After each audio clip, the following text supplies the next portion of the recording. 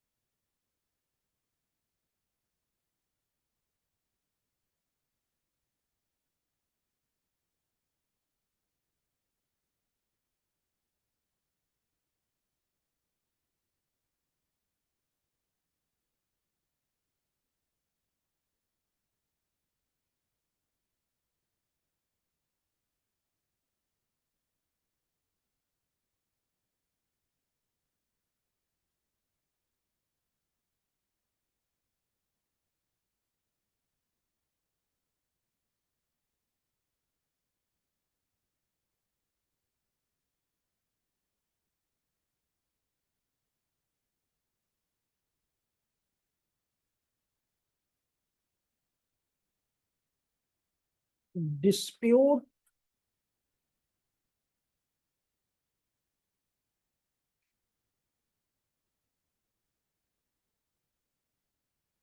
as to immovable property।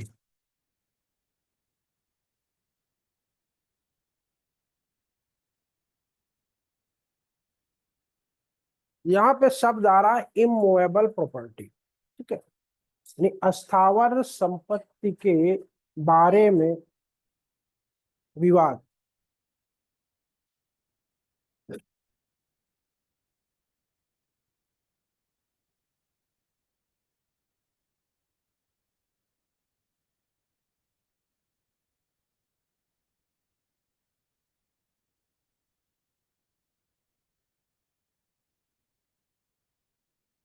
अब ये अस्थावर संपत्ति के अंतर्गत भूमि, जल, फसल इत्यादि इत्यादि एक्सेट्रा। अगर मान लो थोड़ी देर के लिए, यानी इस सेक्शन का जो प्रावधान है उसको लाने के पीछे पर्पज क्या था? इसका सीधा से पर्पज, ये उद्देश्य ये था कि किसी भी जमीन पर या जल से संबंधित किसी भी विवाद को आगे ना बढ़ने देना, उसको वहीं पे रोक देना, ये तभी संभव होगा जब प्रोसीडिंग आपकी संक्षिप्त, जब आपकी प्रक्रिया जो है वो संक्षिप्त होगी, तभी ऐसा संभव होगा, अन्यथा नहीं होगा। तो यहाँ पे मजिस्टेरियल पावर जो है पूरी तरह से दिया गया है कि कोई भी डिस्प्यूट अगर होता है इन तथ्यों से संबंधित, तो आप उसका निवारण करेंगे, यानी कि समाज में आगे कोई विध्वंस, खून खराबा ना होने पाए, उसको आप तुरंत रोकने की शक्ति का इस्तेमाल करेंगे, प्रयोग करेंगे। तो अब ये होता कैसे है? चाहे इसको हम लोग ऐसे देख लें, चाहे वैसे देख लें। देखिए इसमें है क्या, अभी इतने लोग आप बैठे हो,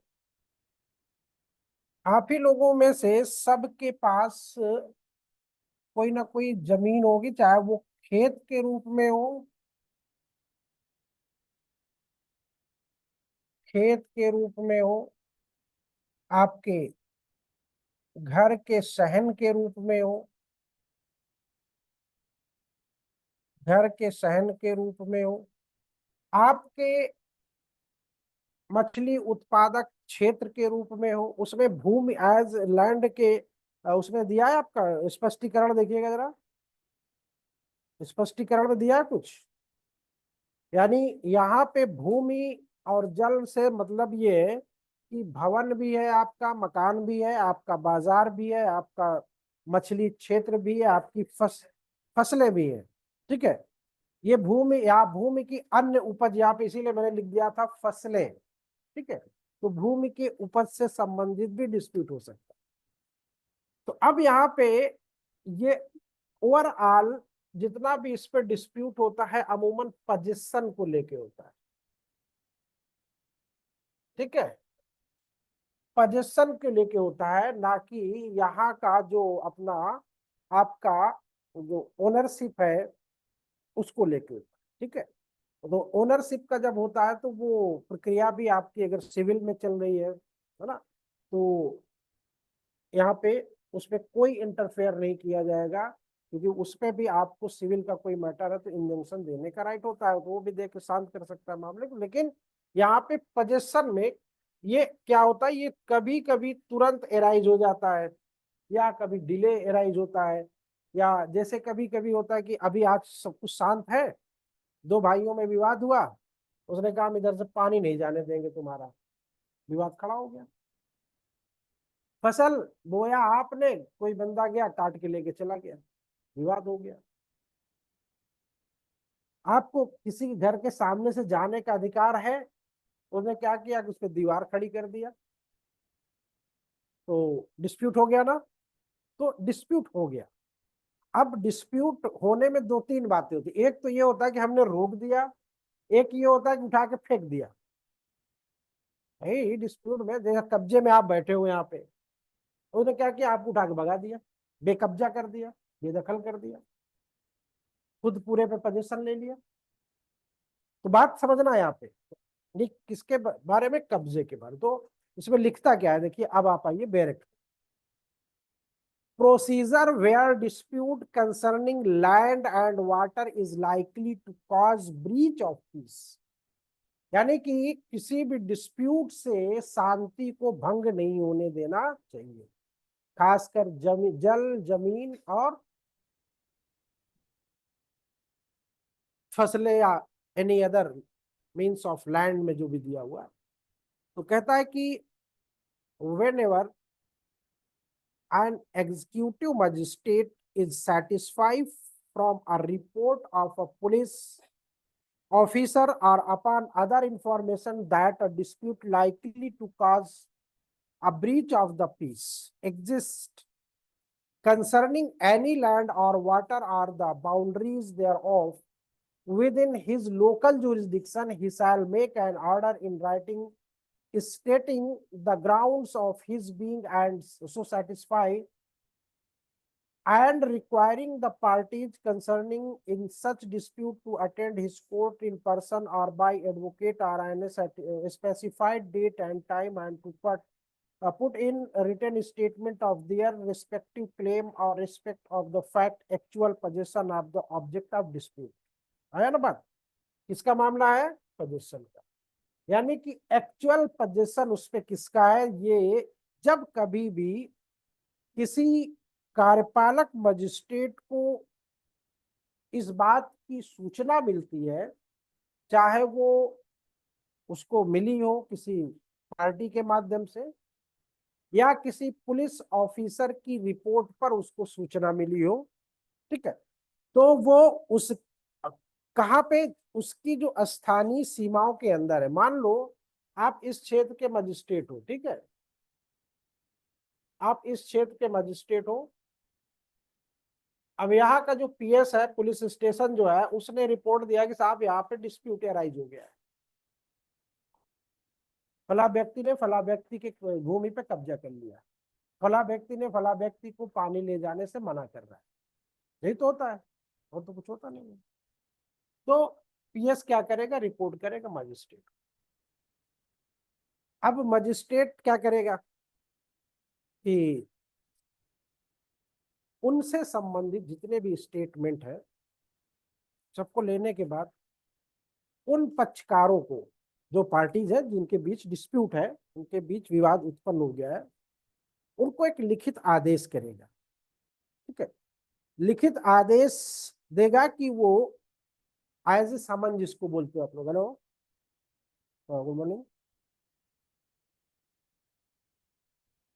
अब अभी अभी अभी बात करते हैं क्लास में,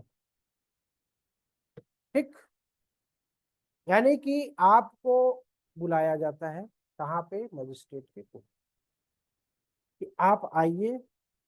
अब कैसे आओगे आप, जब तक आपको समय तारीख दिन नहीं पता होगा कैसे आओगे, तो वो प्रोसीडिंग जो होती है एज ए समन होती है, एक समन जाएगा आपके कि फला चीज से संबंधित विवाद के संदर्भ में आपको फला तारीख में आप खुद हाजिर होइए या अपने वकील के माध्यम से, नहीं जो प्लीडर, उसमें वर्ड यूज किया, प्लीडर के माध्यम से आप वहां पे हाजिर होकर और ये बताइए कि वास्तव में इस पे पजेशन किसका है। तो ये आप रिटर्न में दोगे, अब ये मुंह से नहीं बोल के चले साहब मेरा है, वो कहना साहब मेरा है ना, आपको रिटर्न में देना है। ये संपत्ति मेरी है, मेरे कब्जे में है, मैं इसका उपभोग कर रहा हूं, तो आपके पास रिकॉर्ड होंगे। आजू बाजू के कुछ लोग होंगे जो बताएंगे कि भैया इस पे कब्जा किसका था, कौन इस पे खेती कर रहा था, कौन इससे पानी ले जा रहा था, समथिंग टाइप में जितनी भी चीजें होगी पता हो जाती है। तो पहला पॉइंट क्या है कि आपको ससम्मान कोर्ट के सामने मजिस्ट्रेट क्या करेगा, बुलाए। ठीक, मजिस्ट्रेट कोर्ट में ध्यान रखिएगा। फिर उसके बाद सब क्लास 2 में किसके संदर्भ में बुलाएगा, जो आपने दिया, अगर वो आपका घर से संबंधित विवाद है, बाजार से संबंधित विवाद है, फिर अब वो रिटर्न में जब जैसे आप डॉक्यूमेंट्स देख लिया ना, दोनों तरफ से रिटर्न आ गए तो पता हो गया कि इसमें गलती किसकी है, तो वो उस पर आदेश देगा। अब आदेश क्या देगा, सब क्लास 3 देखिए। A copy of the order shall be served in the manner provide for by this sanhita for a service of summon upon such person or sir person or persons as the magistrate may direct at least one copy shall be। ये वही पूरी जो आपकी समन की प्रक्रिया है ना, उसी तरह से पूरी ऑर्डर की कि यहाँ पे इस जमीन पे मजिस्ट्रेट का आदेश हो चुका है, यानी कि जमीन कुर्क की प्रक्रिया में आ चुकी है, यानी कि इसका विवाद चल रहा है, अभी इस पर कोई भी व्यक्ति कोई एक्टिविटीज नहीं करेगा, उसके रोकने के लिए वो समन करके चस्पता। ठीक है, वो जो ऑर्डर आदेश की जो एक कॉपी होगी, ठीक है, मजिस्ट्रेट जो आदेश देगा ना कि आप उस पे नहीं जाइएगा, ना आप जाएंगे ना आप जाएंगे, दोनों लोग नहीं जाओगे जब तक कि इस पे कोई फैसला नहीं हो जाता है। ठीक है, और फैसला कौन सा, पजेशन को लेकर। ठीक, फिर सब क्लास 4 क्या कहता है कि the magistrate shall without reference to the merit or the claim of any of the parties to a right to possess the subject of dispute pursue the statement so put in here the parties receive all such evidence as may be produced by them, taken such further evidence if any as he think necessary and it possible, decide whether any and which of the parties was at the date of the order made by him under subsection 1 in possession of the subject of dispute। यानी कि magistrate तब विवाद की विषय वस्तु को पक्षकारों में से किसी के भी कब्जे में रखने के अधिकार के मेरिट पर, गुणागुण पर दावे के प्रति निर्देश के बिना उस कथन का जो ऐसे पेश किए गए हैं परिशीलन करेगा, और परिशीलन करने के बाद पक्षकारों को सुनेगा और ऐसे सभी साक्ष्य लेगा जो उनके द्वारा प्रस्तुत किए जाए। ऐसे अतिरिक्त साक्ष्य यदि कोई उसको लगता है तो वो भी लेगा, जैसा वो उसके बारे में जरूरी समझता है। अगर ये भी पॉसिबल हो, संभव हो, तो वो विनिश्चय करेंगे क्या उन पक्षकारों में से कोई पक्षकार सब क्लास 1 के अधीन उसके द्वारा दिए गए आदेश की तारीख पर विवाद की विषय वस्तु पर कब्जा रखता था, और यदि रखता था तो वो कौन सा पक्षकार था। आपके पास दोनों पार्टीज आ चुकी हैं। एक जैसे होता ना कि जैसे उसमें सिविल में होता है कि जो इंजंक्शन सूट जिसको बोलते हैं, जैसे इसको बोला जाता है स्टेटस को, कि आप वहां पे यथा स्थित बनाए रखेंगे। तो यथा स्थित मतलब होता है कि जो जहां पे है वहीं पे रहेगा। यथास्थित का मतलब ये होता है, जैसे होता है ना हैंड्स अप जो बोला जाता है, बस जहां पे जो है वहीं पे रहेगा, इधर उधर नहीं होगा। तो यहाँ पे भी पहला आदेश जो मजिस्ट्रेट करता है इसी चीज का करता है, ताकि आगे चल के लड़ ना जाए। तो कहता ना आप जाओगे ना आप जाओगे, शांत रहोगे। फिर अगली तारीख वो देता है, ये बात पूरे गांव में हो जाती है कि जमीन जो है डिस्प्यूटेड हो गई है। अब दोनों पार्टी को अपने अपने डॉक्यूमेंट्स के साथ बुलाएगा। जो जो उसको लग रहा है, जैसे मान लो आप कह रहे हो कि नहीं हमारा कब्जा, आप कह रहे हो हमारा कब्जा है, पेपर पे कुछ समझ में नहीं आ रहा, क्योंकि कभी कभी ये मसले जो होते हैं अमूमन भाइयों के बीच में ज्यादा होते हैं, समझ में नहीं आ रहा। तो कहेगा ऐसा करो, आप दो गवाह आप लेके आओ, दो गवाह गाँव, अब दो गवाह आपकी तरफ से गए, दो गवाह आपकी तरफ से। अब तो मजिस्ट्रेट को पता हो जाएगा नहीं रियल में उस पे आया, जिस समय वो ऑर्डर लिख रहा था उस समय कब्जा किसका था। जब वो प्रारंभिक आदेश, जिसको प्रारंभिक आदेश बोल सकते हो, दे रहा था, तो उस समय रियल में कब्जा किसका था ये तो उसको पता हो जाएगा। अगर मान लो दोनों आप करो नहीं हमारा, तो आप करो नहीं हमारा है, तो क्या कहे दो दो साक्षी बुला दीजिए हमको, कर देते हैं। तो अब जब साक्षी आएंगे गांव के, भले वो उसके जानने वाले हो, तो गलत तो नहीं बोलेंगे वहां पे, बोल देंगे। अगर बोल भी देते हैं तो प्रधान जी को बुलाया जाएगा, फिर लेखपाल को बुलाया जाएगा, बताइए खसरा में क्या लिखा हुआ था, कौन सी फसल बोई थी, किसका कब्जा था, तो लेखपाल को पता होना चाहिए ना। तो अब लेखपाल पता करेगा निष्पक्ष रूप से, उसको तो पता हो जाएगा ना। अगर मान लो दोनों जो पार्टी हमने बुलाई है वो हमारी तरह बोल रहे हैं, जो उन्होंने बुलाई उनकी तरह बोल रही, फिर मामला फंस गया। बात समझ रहे कि नहीं समझ रहे? तो फिर क्या करेगा, फिर प्रधान को बुलाएगा, लेखपाल को बुलाएगा, बुलाओ उनको दोनों को, इस पे किसका कब्जा था आपको पता है? तो प्रधान जी तो झूठ बोलेंगे नहीं। अगर बोल भी देते हैं तो लेखपाल तो नहीं बोलेगा, क्योंकि कलम तो उसी की फंसनी है अंतिम अल्टीमेटली। तो कहने का मतलब ये पता हो जाएगा कि इस पे रियल में कब्जा किसका था। तो यहाँ पे अभी आगे चल के दो तीन बातें आएंगी। जैसे मान लो आज 30 तारीख है, ठीक है, 30/4/25 है ना। तो इस तारीख को जब मजिस्ट्रेट आदेश देता है या मजिस्ट्रेट आदेश करता है, तो स्टे कर दिया। अब आगे चल के वो 5 तारीख में आपको बुला रहा है कि आइए बताइए क्या था। तो अब वो पहले ये जानना चाहेगा कि ये बताओ कि ये जब 30 तारीख को मैंने ऑर्डर किया था, इस तारीख पे कब्जा किसका था। उसी बात को लेके हो गया मामला, उन्होंने कहा इसका था, उन्होंने कहा इसका था, उन्होंने कहा इसका, गवाह आ गए, उन्होंने आया, लेखपाल ने कहा कि नहीं हमारा था। तो कहने का मतलब अल्टीमेटली क्लियर हो जाएगा। अगर मान लो इस तारीख के पहले 2 मास के अंदर जो दबंग पार्टी है उसने दूसरी पार्टी को बेदखल कर दिया, कब्जा इसने ले लिया, दिखाने के लिए। कभी कभी होता है ना कि तो लोग कब्जा पहले करते फिर बाद में आगे सारी प्रोसीडिंग। तो अगर ये जैसे मान लो अब हुआ हमारे साथ, हम पहुंच गए, मान लो किसी कारण से एसडीएम साहब आदेश नहीं कर पाए, हाँ डिले हो गया, तो एसडीएम साहब पूछेंगे कि कब्जा कब से, अरे साहब ये 1 महीना पहले से कब्जा कर लिया इन्होंने। अच्छा, तो अगर वो 2 महीने के अंदर है या उस आदेश से इस आदेश की तिथि के बीच का भी है, तो ये माना जाएगा कि यहाँ पे कब्जा किसका था, कब्जा किसका माना जाएगा। इस ड्यूरेशन में अगर आप पोजीशन लेते हो किसी को बेदखल करके, डिस्पजेस करके है,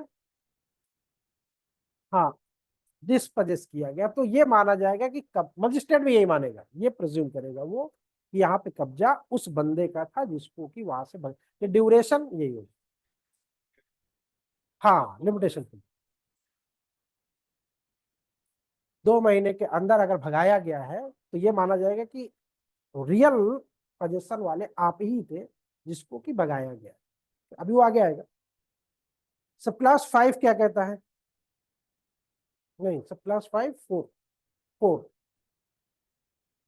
हाँ ये हो गया, इसका प्रोवाइजो देखो, यही है प्रोवाइजो में, provided that if it appear to the magistrate that any party has been forcibly and wrongfully dispossessed within 2 months, 2 महीने के अंदर, next before the date on which the report of a police officer or other information was received by the magistrate, or after that date the before date of his order under sub class 1 जो पहले हुआ था, ही may treat the party or so dispossess as if that party had been in possession on the date of his order, जो order किया था ना 30 तारीख में, सब सेक्शन 1।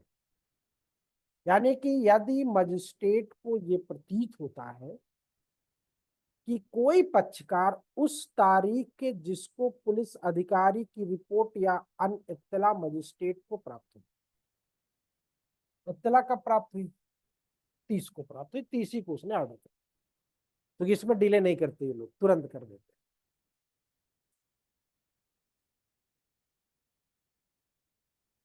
आफ्टर में जो अगला आदेश आ रहा है ना, उसके बीच का, जब जिस दिन वो बुला के सुनवाई अब कर रहा है, तो उसने उसने कहा साहब अभी 4 दिन तो हुए हमको इन्होंने डिस्पोजेस किया है।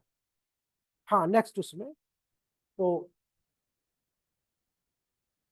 रिपोर्ट जिसको पुलिस अधिकारी की रिपोर्ट या अन्य इत्तला मजिस्ट्रेट को मिलती है ठीक पूर्व, अब 30 तारीख को यहाँ पे मिली थी या 30 को उसने ऑर्डर किया था, 30 तारीख को, ठीक है।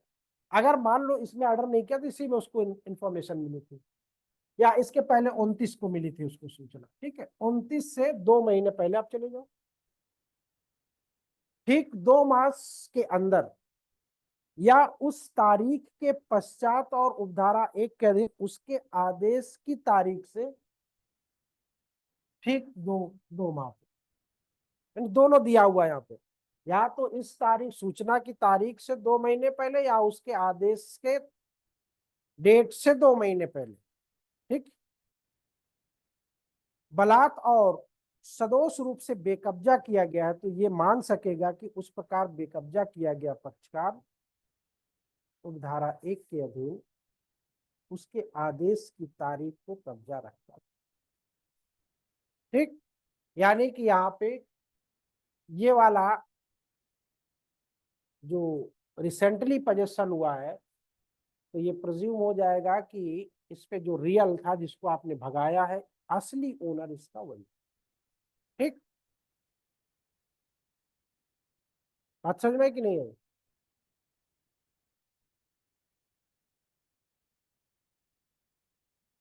नहीं है, समझ गए?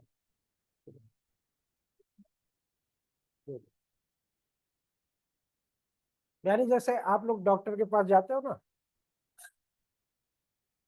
अब डॉक्टर के पास जाते हो तो डॉक्टर क्या बोलता है, ये बीमारी आपको कब से है, पूछता है नहीं पूछता है?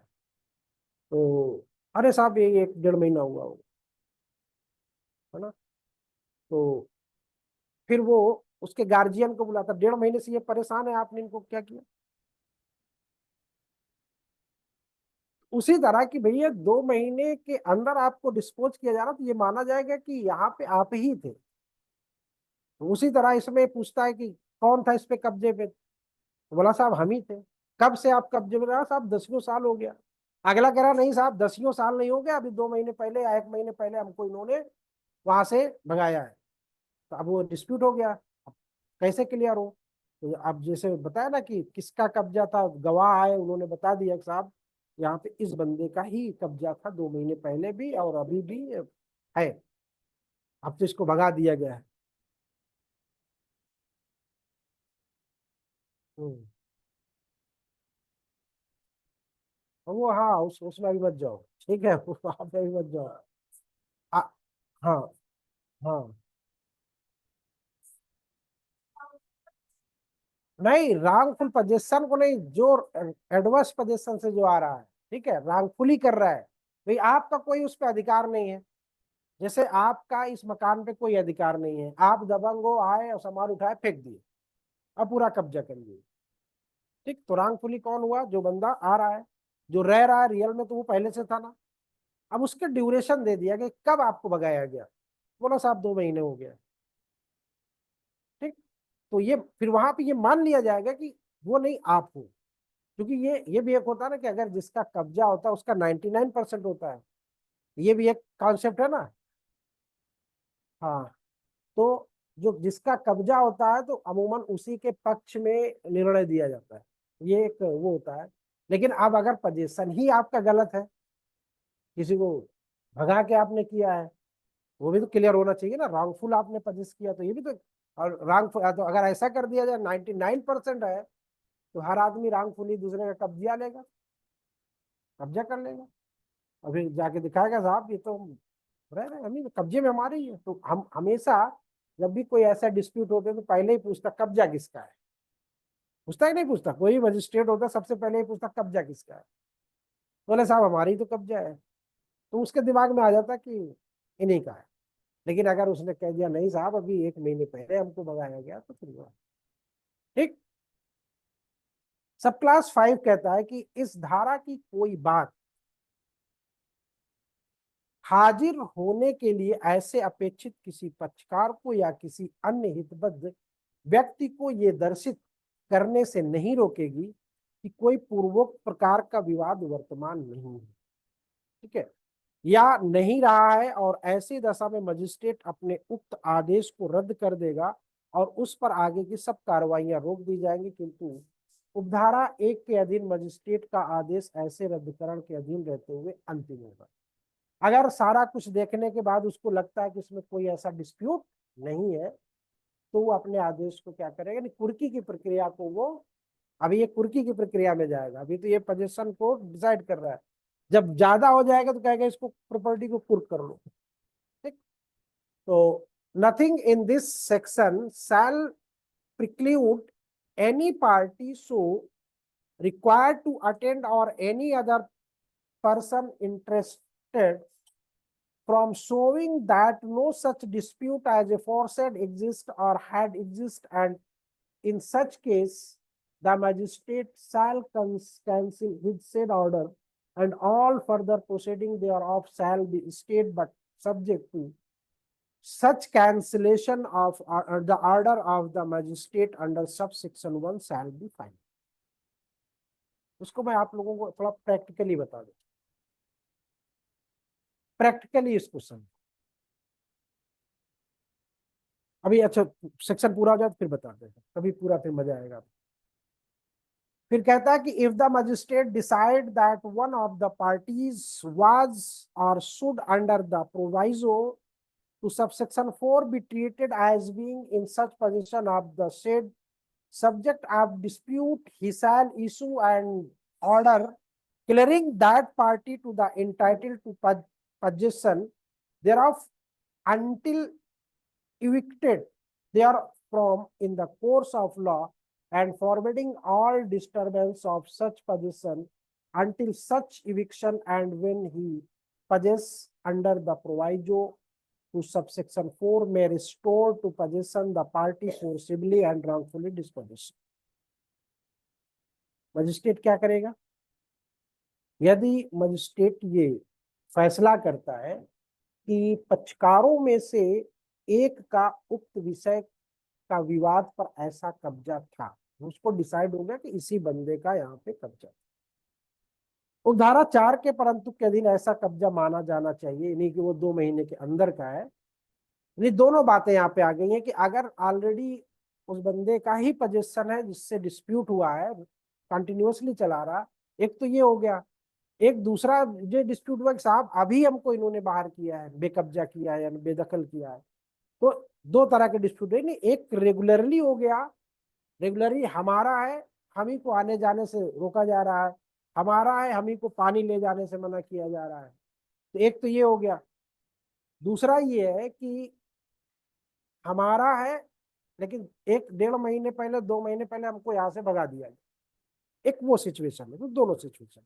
तो वहां पे मजिस्ट्रेट अगर ये पाता है कि नहीं उसी बंदे का है जो बंदा वहां पे रियल में पहले से कब्जे में है, और 2 महीने के अंदर वाला है, तो उसकी सिचुएशन अलग हो जाती है। तो कहता है कि कब्जा रखने का हकदार है जब तक उसे विधि के सम्यक अनुक्रम में बेदखल न कर दिया जाए, और ये निषेध करने वाला कि जब तक ऐसी बेदखली ना कर दी जाए तब तक ऐसे कब्जे में कोई विघ्न ना डाला जाए आदेश जारी करेगा।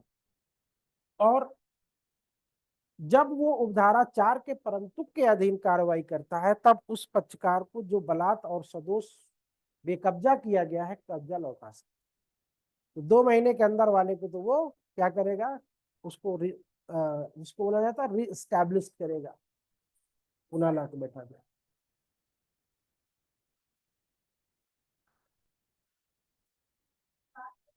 हाँ, अगर गलत है तो उसको डिस्पोजिश तो करना पड़ेगा। दो दो बातें हमेशा पोजीशन, देखो मैंने अभी क्या बात कही कि एक तो हमारी, हमको उस पे कुछ काम करने से रोक दिया गया है या उसका उपभोग करने से रोक दिया गया, पानी से लेके डिस्प्यूट हो गया। तो एक तो वो है कि आप ही का था, आपको 2 महीने पहले अगर निकाला गया, नहीं 2 महीने के अंदर अगर निकाला गया है तो मजिस्ट्रेट सक्षम है। लेकिन अगर 2 महीने पहले नहीं, आप कम से कम साल भर पहले से ये कृत्य करके बैठे हो, साल भर 1.5 साल पहले उस बंदे को भगा के आप बैठे हो, तो वहां पे वो जब तक ऑर्डर नहीं, जब तक वो नहीं करेगा, जब तक कहेगा आप ही रहिए अभी, जब तक कि इस पे फाइनल ऑर्डर नहीं आ जाता है। ठीक है, भले वो पीड़ित पक्ष 1.5 साल से बाहर है, तो अभी अभी आप 1.5 साल से बाहर हो ना, तब तो आपको तकलीफ नहीं हो, तो अभी आप बाहर रहिए जब तक इसका फाइनल डिसीजन नहीं होता।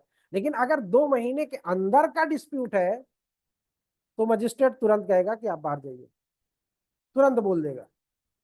अभी मैंने यही कहा ना कि कब्जा 99% है, तो अब वो कब्जे को ही नहीं साबित कर पा रहा है, जो बंदा कह रहा है कि साहब मैं ही तो यहाँ पे था पहले से। वो कह रहा नहीं साहब, ये तो बाद में आए, इस पे तो रियल का देखिए ना, ओनरशिप मेरा। जैसे मकान मालिक कब्जे और किराएदारों के बीच में डिस्प्यूट कभी कभी हो जाता है ना। जैसे होता कि हम परमानेंट यहाँ पे किराएदार, ठीक, साल 1.5 साल से वो तो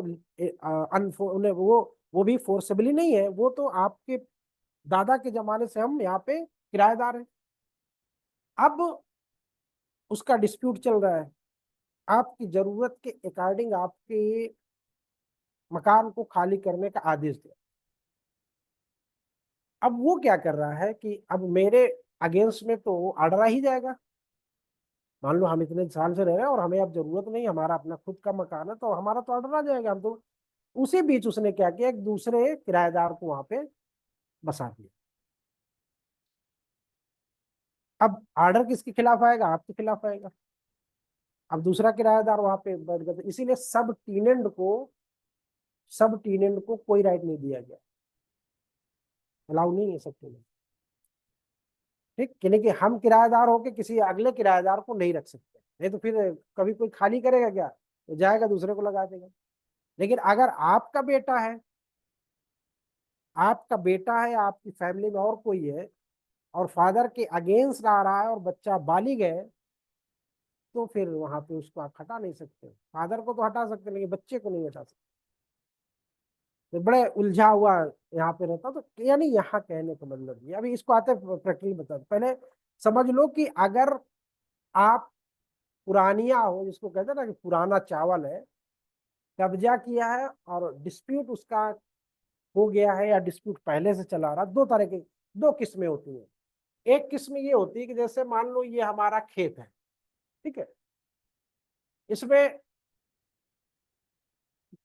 रियल पोजेशन को लेके बहुत पहले से नहीं, हमारे दादा के पास ये था, ठीक है, हमारे दादा ने किसी को मॉर्गेज किया था, दादा ने किसी को मॉर्गेज किया था, मॉर्गेज वाले ने क्या किया, इसको रख लिया।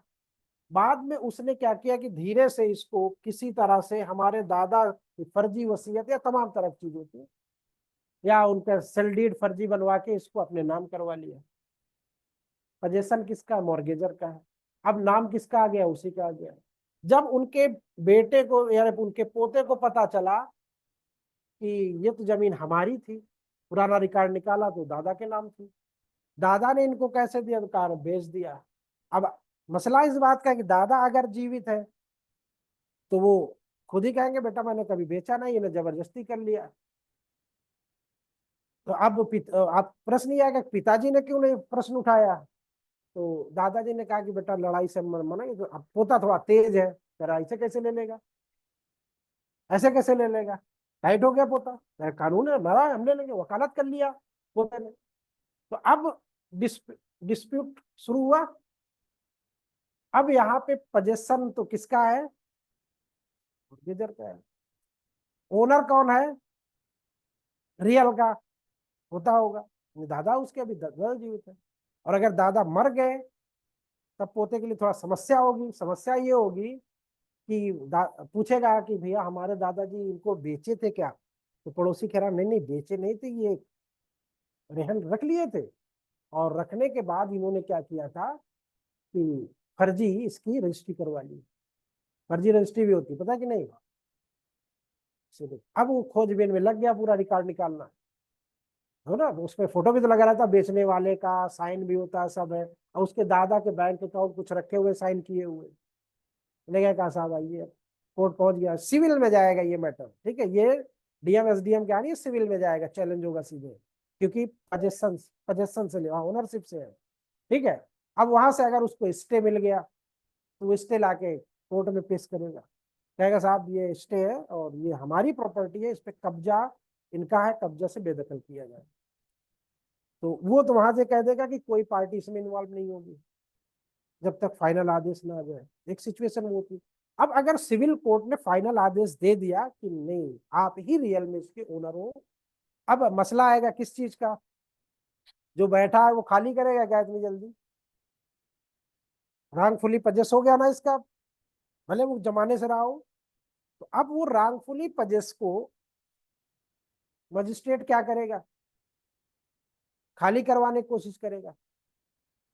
तो मजिस्ट्रेट तो करवा सकता है, लेकिन अगर उसी ने बीच में कुछ और क्लाज लगा के ना खाली करने का कोई स्टे ले लिया, तो अब उस स्टे के अगेंस्ट क्या होगा? स्टे हो गया। तो स्टे हो गया तो कोई ना कोई कारण होगा ना, उसका मुकदमा चल रहा होगा, तभी तो स्टे किया भाई, जब तक इसका निर्णय ना हो जाए इसको स्थगित रखिए आप। लेकिन अगर नहीं है तो मजिस्ट्रेट उसको जाएगा दल बल के साथ खाली करवा दे, ठीक। लेकिन अगर फिर उसने मुकदमा कर दिया, अपील में चला गया, मामला फिर डिस्प्यूटेड हो गया, तो अब जब डिस्प्यूटेड ये हो गया कि हमको कब्जा दीजिए साहब, विवाद होने की जड़ बन गई। अब हो सकता है दोनों पार्टियों में मार हो जाए, हो सकता है ना। तब वहां पे मजिस्ट्रेट कहेगा 145 की प्रक्रिया करो। 145 की प्रक्रिया में ये कर दो कि अब वहां पे कोई पार्टी नहीं जाएगी जब तक कि इसका निर्णय नहीं हो जाता, जब तक कि इसका फाइनल ऑर्डर नहीं होता कोई पार्टी नहीं जाएगी। 145 की प्रक्रिया पुलिस वालों ने कहते साहब रोज रोज ये लोग आते हैं, आपस में मुंडा लड़ाते हैं और परेशान करते हैं, रोज पुलिस के पास टाइम थोड़ी है। वो जोतने जा रहा तो वो लेके पहुंच जा रहा, वो जोतने जा रहा तो वो लेके पहुंच जा रहा। तो कहेगा इसको 145 कुर्क कर दीजिए। 145 की प्रक्रिया करने के बाद, सारा कुछ सुनने के बाद मजिस्ट्रेट कहेगा इस प्रॉपर्टी को कुर्क कर लीजिए। तो कुर्क करने में फिर 147, है ना, कुर्क, ओ सॉरी 165, ठीक है ना।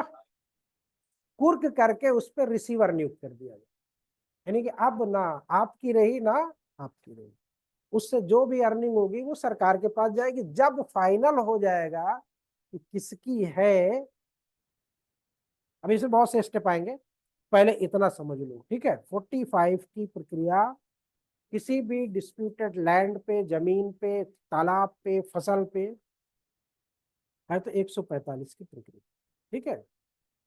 अब उन्होंने कहा फसल है तो अभी उसमें भी विवाद होता है, तो अभी पहले मैं कह रहा सब क्लास एड पढ़िए इसका। आगे आगे देखिए, आगे 7, सब क्लास 7 देखिए। जब किसी ऐसी कार्रवाई के पक्षकार की मृत्यु हो जाती है, ये भी तो हो सकता है ना, उसका दादा एक्सपायर कर गया, तब मजिस्ट्रेट मृत पक्षकार के विधिक प्रतिनिधि को कार्रवाई का पक्षकार बनवा सके, पोते को बना दिया उसे, और फिर जांच चालू रखेगा। और यदि इस बारे में कोई प्रश्न उत्पन्न होता है कि मृत पक्षकार का ऐसी कार्रवाई के प्रयोजन के लिए विधिक प्रतिनिधि कौन है, तो मृत पक्षकार का प्रतिनिधि होने का दावा करने वाले सब व्यक्तियों को उस कार्रवाई का पक्षकार बना लिया जाएगा। अब सब व्यक्तियों को उस पक्षकार का कार्रवाई बना लिया जाएगा, इसका मतलब क्या होता है? मान मान लो एक पिता के 4 पुत्र हैं, एक पिता के 4 पुत्र हैं। तो अब वहां पे ये होता है कि कोई भी एक, अगर आप तीनों ने उसको पावर ऑफ अटॉर्नी दे दी, 2 तरह के पावर ऑफ अटॉर्नी होते हैं। पावर ऑफ अटॉर्नी एक होता है मुकदमा लड़ने का, एक होता है बेचने, ठीक है। तो अगर पावर ऑफ अटॉर्नी तीनों भाइयों ने दे दिया है कि हमारी तरफ से ये भाई रिप्रेजेंट करेगा तो कोई इशू नहीं है, बन गया। लेकिन अगर तीनों भाई कह नहीं हम नहीं देंगे तो फिर सब पार्टी बनो, सब जाओ। बात समझ लेना, आसान नहीं है, बस समझना है, ठीक है, चीजों को प्रक्रिया में। अभी फिर इसको लेमैन की लैंग्वेज में आपको समझाएंगे पूरा। तो यहाँ पे मजिस्ट्रेट मृत पक्षकार के विधिक प्रतिनिधि को इन्वॉल्व कर लेगा, यानी कि पार्टी के मरने का कोई असर नहीं होगा। ठीक, अब यदि मजिस्ट्रेट की ये राय है कि उस संपत्ति की जो इस धारा के अधीन उसके समक्ष लंबित कार्रवाई में विवाद की विषय वस्तु है, यहाँ पे गेहूं बोया हुआ है, धान लगा हुआ है ना, तो है, हाँ, जब कोर्ट गए भाई फसल के टाइम में विवाद हो जाता है। तो अब क्या होगा कि अगर वो फसल या अन्य उपज, उसको शीघ्रता प्रकृति की दृष्टि में क्षयशील बोला जाता है ना। तो क्षयशील का मतलब समझ रहे हो ना, प्रकृति क्षयशील जो पेरिसेबल नेचर, ठीक है। तो ऐसी संपत्ति की उचित अभिरक्षा और विक्रय के लिए आदेश दे सकता है, और जांच के समाप्त होने पर ऐसी संपत्ति की या उसके विक्रय के आगमों के बयान के लिए ऐसे आदेश दे सकता है जो वो ठीक समझे। कौन देगा? मजिस्ट्रेट। इस खेत का गेहूं उठवा लाइए, तहसील के अमीन साहब को ऑर्डर होगा कि अमीन साहब जाइए इस खेत का पूरा गेहूं उठवा लाइए, पूरा गेहूं बेच के उसका पैसा जमा करके उसकी स्लिप मुकदमे में लगा दीजिए, मुकदमे की फाइल में। बात समझ में आई कि नहीं है? तो आपकी संपत्ति सेफ हो गई ना। अगर बोया आपने, डिस्प्यूट अगले ने कर दिया, अगला डिस्प्यूट के कारण आपको काटने नहीं दे रहा, यानी यहाँ पे ही जैसे समझ लो मॉर्गेजर ने बोया था, ऑर्डर आ गया तो पोता कह रहा है कि अब तो हमारा है, बढ़िया फसल है पूरी, कटवा लेंगे अब तो हम, ऑर्डर तो हमारे पक्ष में हुआ है। तो ऐसा नहीं कर सकते, जो व्यक्ति बोएगा वही, जो बोएगा, हाँ खेत तो हो गया उसका, बोया कौन? मॉर्गेजर बोया।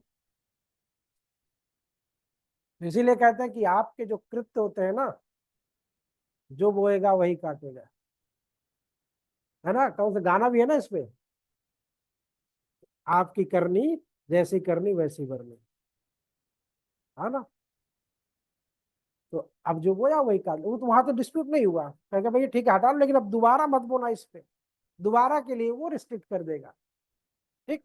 लेकिन अगर बहुत डिस्प्यूट है, ये क्लियर नहीं हो रहा है, तो कहेगा उठा लो उसको पूरी, या बीच में उसको प्रॉपर्टी को कुर्क कर लिया गया, मैंने बीच हरी फसल में, अभी फसल हरी भरी थी, कुर्क कर लिया गया, तो अब वहां पे ना आप सींचने जाओगे ना आप जाओगे सींचने, ना आप देखभाल करने जाओगे ना फिर जाएगा कौन, उसको खराब भी नहीं होने देना है, ये भी जिम्मेदारी होती है। तो रिसीवर नियुक्त हो जाएगा, वो रिसीवर की जिम्मेदारी हो जाएगी। वो रिसीवर कोई भी हो सकता है, आप भी हो सकते हो, आप भी हो सकते हो, आप भी हो सकते हो, प्रधान भी हो सकता है, कि किसी को भी बनाया जा सकता कोर्ट की तरफ से, किसी को, ठीक। नहीं समझ में आ रहा पढ़ना? नहीं आ रहा ना? सब क्लास 9, द मजिस्ट्रेट में, if he think fit at any stage of the proceeding under this section on the application of either party, issues a summon to any witness, direct him to attend or to produce any documents or thing। यदि magistrate ठीक समझे तो वो इस धारा के अधीन कार्रवाई के किसी प्रक्रम में पक्षकारों में से किसी के आवेदन पर किसी साक्षी के नाम समन ये निर्देश देते हुए जारी कर सकता कि वो हाजिर हो और दस्तावेज या चीजों को पेश करे, ठीक। जैसे होता है ना कभी कभी साहब, इससे संबंधित जो विवाद की जो वस्तु है ना, हमारे चाचा के पास रखी हुई है, हमारे बड़े पिताजी के पास रखी हुई है, तो कहेगा उनको बुलाइए आप, तो कहेगा साहब वो ऐसे नहीं आएंगे, फिर कारण समन करें, तो समन जाएगा तो चाचा जी घबरा के आएंगे, क्या हुआ, बताइए क्या हुआ, होता कि नहीं होता? सब क्लास 10, ठीक। 126 धारा क्या है?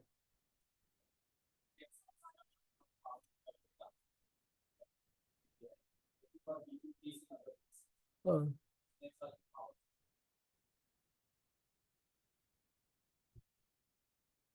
तो ये बात समझ में आ गई, 145 लगेगा, लगाए कि ना लगा। अब अगर इतनी प्रोसीडिंग हो गई है तो ये होता है कि भैया चलो डिस्प्यूट सेटल हो गया, और अगर डिस्प्यूट सेटल नहीं हुआ तो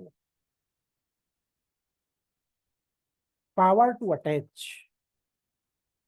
subject of dispute and to appoint receiver.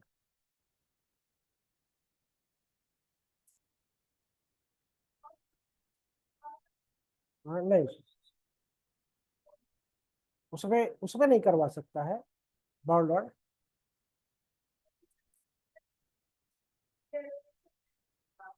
हाँ, होना ही नहीं है।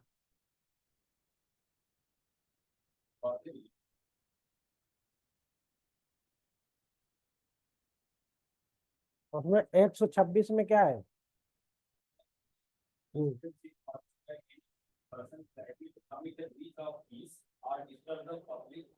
हाँ, उसमें उस अल्पीकरण करने वाली नहीं, तो वहां पे वो जैसे कर सकता है यहाँ पे भी वो कर सकता है। ठीक है, करवा सकता है, करेगा, शैल भी। हम्म।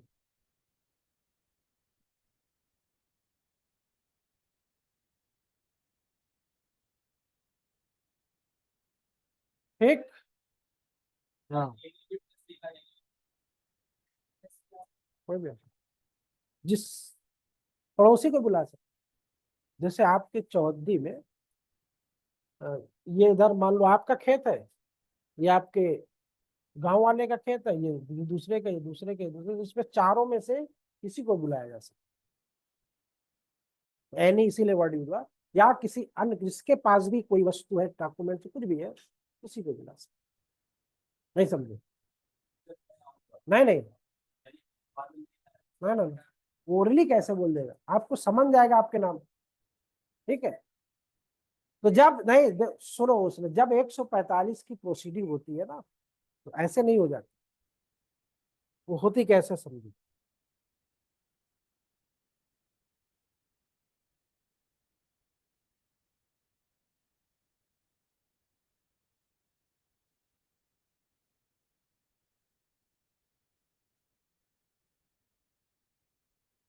ये आपका खेत है, ठीक। अब इस खेत के आजू बाजू कोई होगा, हो सकता है कि 8-10 लोग हो, मतलब यहाँ पे एक एक ये बंदा हो गया, एक ये बंदा हो गया, एक ये बंदा हो गया, एक ये बंदा हो गया, एक ये बंदा हो गया, एक ये बंदा हो गया, एक ये हो गया, एक ये हो गया, कितने लोग हो गए? यानी आपके खेत के आजू बाजू में A B C D E F G, इतने लोग हैं। अब जब दरोगा जी रिपोर्ट लिखेंगे, क्योंकि दरोगा की रिपोर्ट के आधार पर ही अमूमन होता है। अब अमूमन कैसे होता है, यहाँ पे दो शब्द कि यानी उन्होंने अपनी इत्तला पर स्वयं की। तो अब ये खेत है आपका, कोई पड़ोसी, मान लो ये जी पड़ोसी है, इसने क्या किया, आप पे कब्जा कर लिया। कब्जा ऐसे कर लिया कि जो मैंने बताया था ना कि वो मॉर्गेज है, मॉर्गेज आपने इसको रखा था दाको, धीरे धीरे करके उसने अपने खेतों में पूरा खेत मिला लिया, ऐसे भी कर लिया कब्जा। हाँ, तो अब कर लिया, तो अब ये बंदा जो मान लो शहर में था या कहीं पे भी था, ये दौड़ता हुआ आया बेचारा, ये एक्स जो है। अब ये क्या करेगा, पहले स्टेप में तो गांव वालों से इधर उधर फड़फड़ाएगा। तो गांव वालों ने कहा भैया हम क्या कर सकते हैं, उसमें लड़ाई तो नहीं लड़ेंगे, दबंग आदमी है। तो ये गया दरोगा जी के पास। ठीक, दरोगा जी ने कहा यार राजस्व का मामला है, हम इसमें कुछ नहीं कर सकते। मारपीट होती तो हम भी चलते, राजस्व का मामला है, इसमें हम कुछ नहीं कर सकते, आप जाइए एसडीएम साहब के पास। वो गया एसडीएम साहब के पास। एसडीएम साहब ने साइड में एक मार्जिन नोट लिखते हैं, संबंधित पक्षकारों का वो एक लाइन को होता है कि आवश्यक कार्रवाई करें, गुण दोष के आधार पर आवश्यक कार्रवाई करें, वो आदेश लेके आया। अब दरोगा जी गए, क्या मामला है भाई, बोला ये साहब। कहा यार ये तो हमारे बस की नहीं है, आप जाइए मजिस्ट्रेट साहब। अब मजिस्ट्रेट साहब ने कहा कि इस पे आप उचित कार्रवाई 145 करिए। मजिस्ट्रेट साहब ने बोला या दरोगा जी पैसा पा गए तो भी बोलते हैं दरोगा जी। तो 145 की प्रक्रिया आसान नहीं होती है, मतलब ये दोनों पर खूब लड़ाएंगे, कोई एक्शन नहीं लेंगे, ना मजिस्ट्रेट लेगा, कोई ना कोई लेते नहीं जल्दी। सबसे बड़ा दोष यही है कि अगर चाहे तो मजिस्ट्रेट तुरंत उसको सॉल्व कर सकता है। भाई सॉल्व करने की क्लियर कट रहता है कि भाई मॉर्गेजर है, उसने उस पर कब्जा कर लिया, उसको नहीं दे रहा है और उसके खेत को मिला लिया अपने खेत में, तो कर सकता है। सारे रिकॉर्ड आपके पास रहते हैं। लेकिन बड़े बदमाश होते नहीं करते हैं। फिर जब वो बंदा नहीं सुना, एसडीएम नहीं सुना, तो आगे गया डीएम साहब के पास गया। डीएम साहब ने फिर एसडीएम को बोला। तो जब एसडीएम भी पक जाता तो दरोगा को बुलाता, कहता है कर क्या रहे हो इसमें। अब आजकल तो वो थाना दिवस होता है, थाना दिवस में चले गए। तो अब वहां पे जब दोनों पार्टियां खड़ी हो तो साहब ऐसा ऐसा डिस्प्यूट वगैरह गया ना, तो जो वहां बैठा रहता है हेड, एडीएम या जो भी, 145 करिए उसको। तब दरोगा जी जाते हैं, पूरी रिपोर्ट तैयार करते हैं। अब रिपोर्ट में वो पूरा चारों तरफ का, किसका खेत पश्चिम है, किसका पूरा बेन के, किसका दक्षिण है, सब पूरा चौहद्दी लिख के, कौन कौन पार्टीज है उनका सबका नाम लिख के एसडीएम साहब की कोर्ट में पेश करते हैं। अब एसडीएम साहब उस पर तुरंत स्टे भी कर सकते हैं, तुरंत कर सकते हैं, नहीं तो सुनने के बाद करेंगे तो उनका समन जारी करो इसमें, जितनी पार्टियां सबको समन करो, पड़ोसी को भी समन होगा, सबको समन होगा। उस तारीख पे आप जाइए, अपना अपना पक्ष रखिए। अगर मजिस्ट्रेट को समझ में आता है कि जो कब्जा किया है वो सही है, तो वह डिस्प्यूट सॉर्ट आउट कर देगा। नहीं अगर लगता है उसको, तो कहेगा ऐसा करो, इसमें अगली तारीख नियत करो और डॉक्यूमेंट्स लेके आओ, अपने अपने साक्ष्य लेके आओ, देखते हैं क्या होता है। देखने के बाद वो कहेगा इसको कुर्क कर दो। यानी सारी प्रोसीडिंग इधर 145 की करने के बाद, क्योंकि इसलिए अगली तारीख लगाया ना कि और पूछ ले, 2 महीने पहले से कब्जा किए हो कि 2 साल से पहले कब्जा किए हो, ठीक है, क्या बो रखे हो, कौन बोया है, प्रेजेंट में कौन है, सब सारी चीज जांचने के बाद कहता है कि मामला। अब अगली पार्टी कहती साहब अगर आप नहीं किए तो हमारी हत्या कर देगा, और मसाला लगा दिया, हम अकेले हैं या कमजोर है, समथिंग टाइप। तो कहेगा तुरंत इसको आप कुर्क कर लीजिए, क्योंकि ना आप जाओगे ना आप जाओगे तो विवाद होगा नहीं। कुर्क कर लेता, कुर्क करने के बाद फिर चाहे गांव के प्रधान को रिसीवर बना दे, या तो कोर्ट के किसी व्यक्ति को बना दे, या तो गांव के ही किसी अन्य व्यक्ति को भी बना दे, किसी को भी कोर्ट रिसीवर वहां पे नियुक्त कर सकते। बात समझ में आई इन शॉर्ट। अब रिलीज कैसे होगा, अगर मान लो कुर्क होगा, अभी 46 में देखते हैं, यानी 45 की, सॉरी 164 की प्रक्रिया में आपकी संपत्ति पे जितनी भी चीजें थी वो क्लियर हो गई, मजिस्ट्रेट ने समझ लिया है।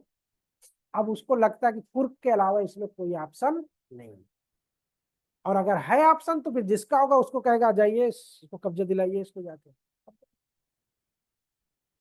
तो अधिकार होता है ना कब्जा दिलाने, फिर अगला फिर नहीं बोल सकता। ये डॉक्यूमेंट जब क्लियर है तो जाइए इनको कब्जा दिलाइए। अगर कोई कुछ बोलता है या उसको पार्टी को बुला के डांट देगा, दोबारा अगर गए तो खैरियत नहीं तुम्हारी। बात समझ में आ गई नहीं?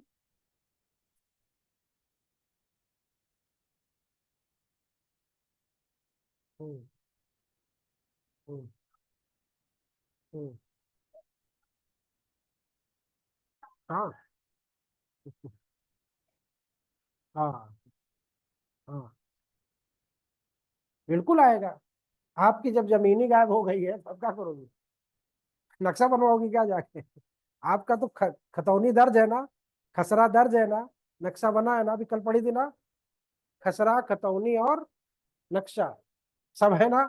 अगर मान लो नक्शा उसने बदलवा दिया तब, अगर उसने, दबंग आदमी होशियार था, उसने कहा साहब, लेखपाल से मिल के कहा कि साहब इतना कब्जा तो हो ही गया मेरा। हाँ हो गया कब्जा का, हाँ साहब, कहा कि इसको आप संशोधन में डाल दीजिए। लेखपाल रिपोर्ट लगा देगी, सेटिंग होती है सब तहसील में। लेखपाल ने क्या क्या रिपोर्ट लगा दी, तहसीलदार ने भी लगा दिया, एसडीएम ने लगा दिया।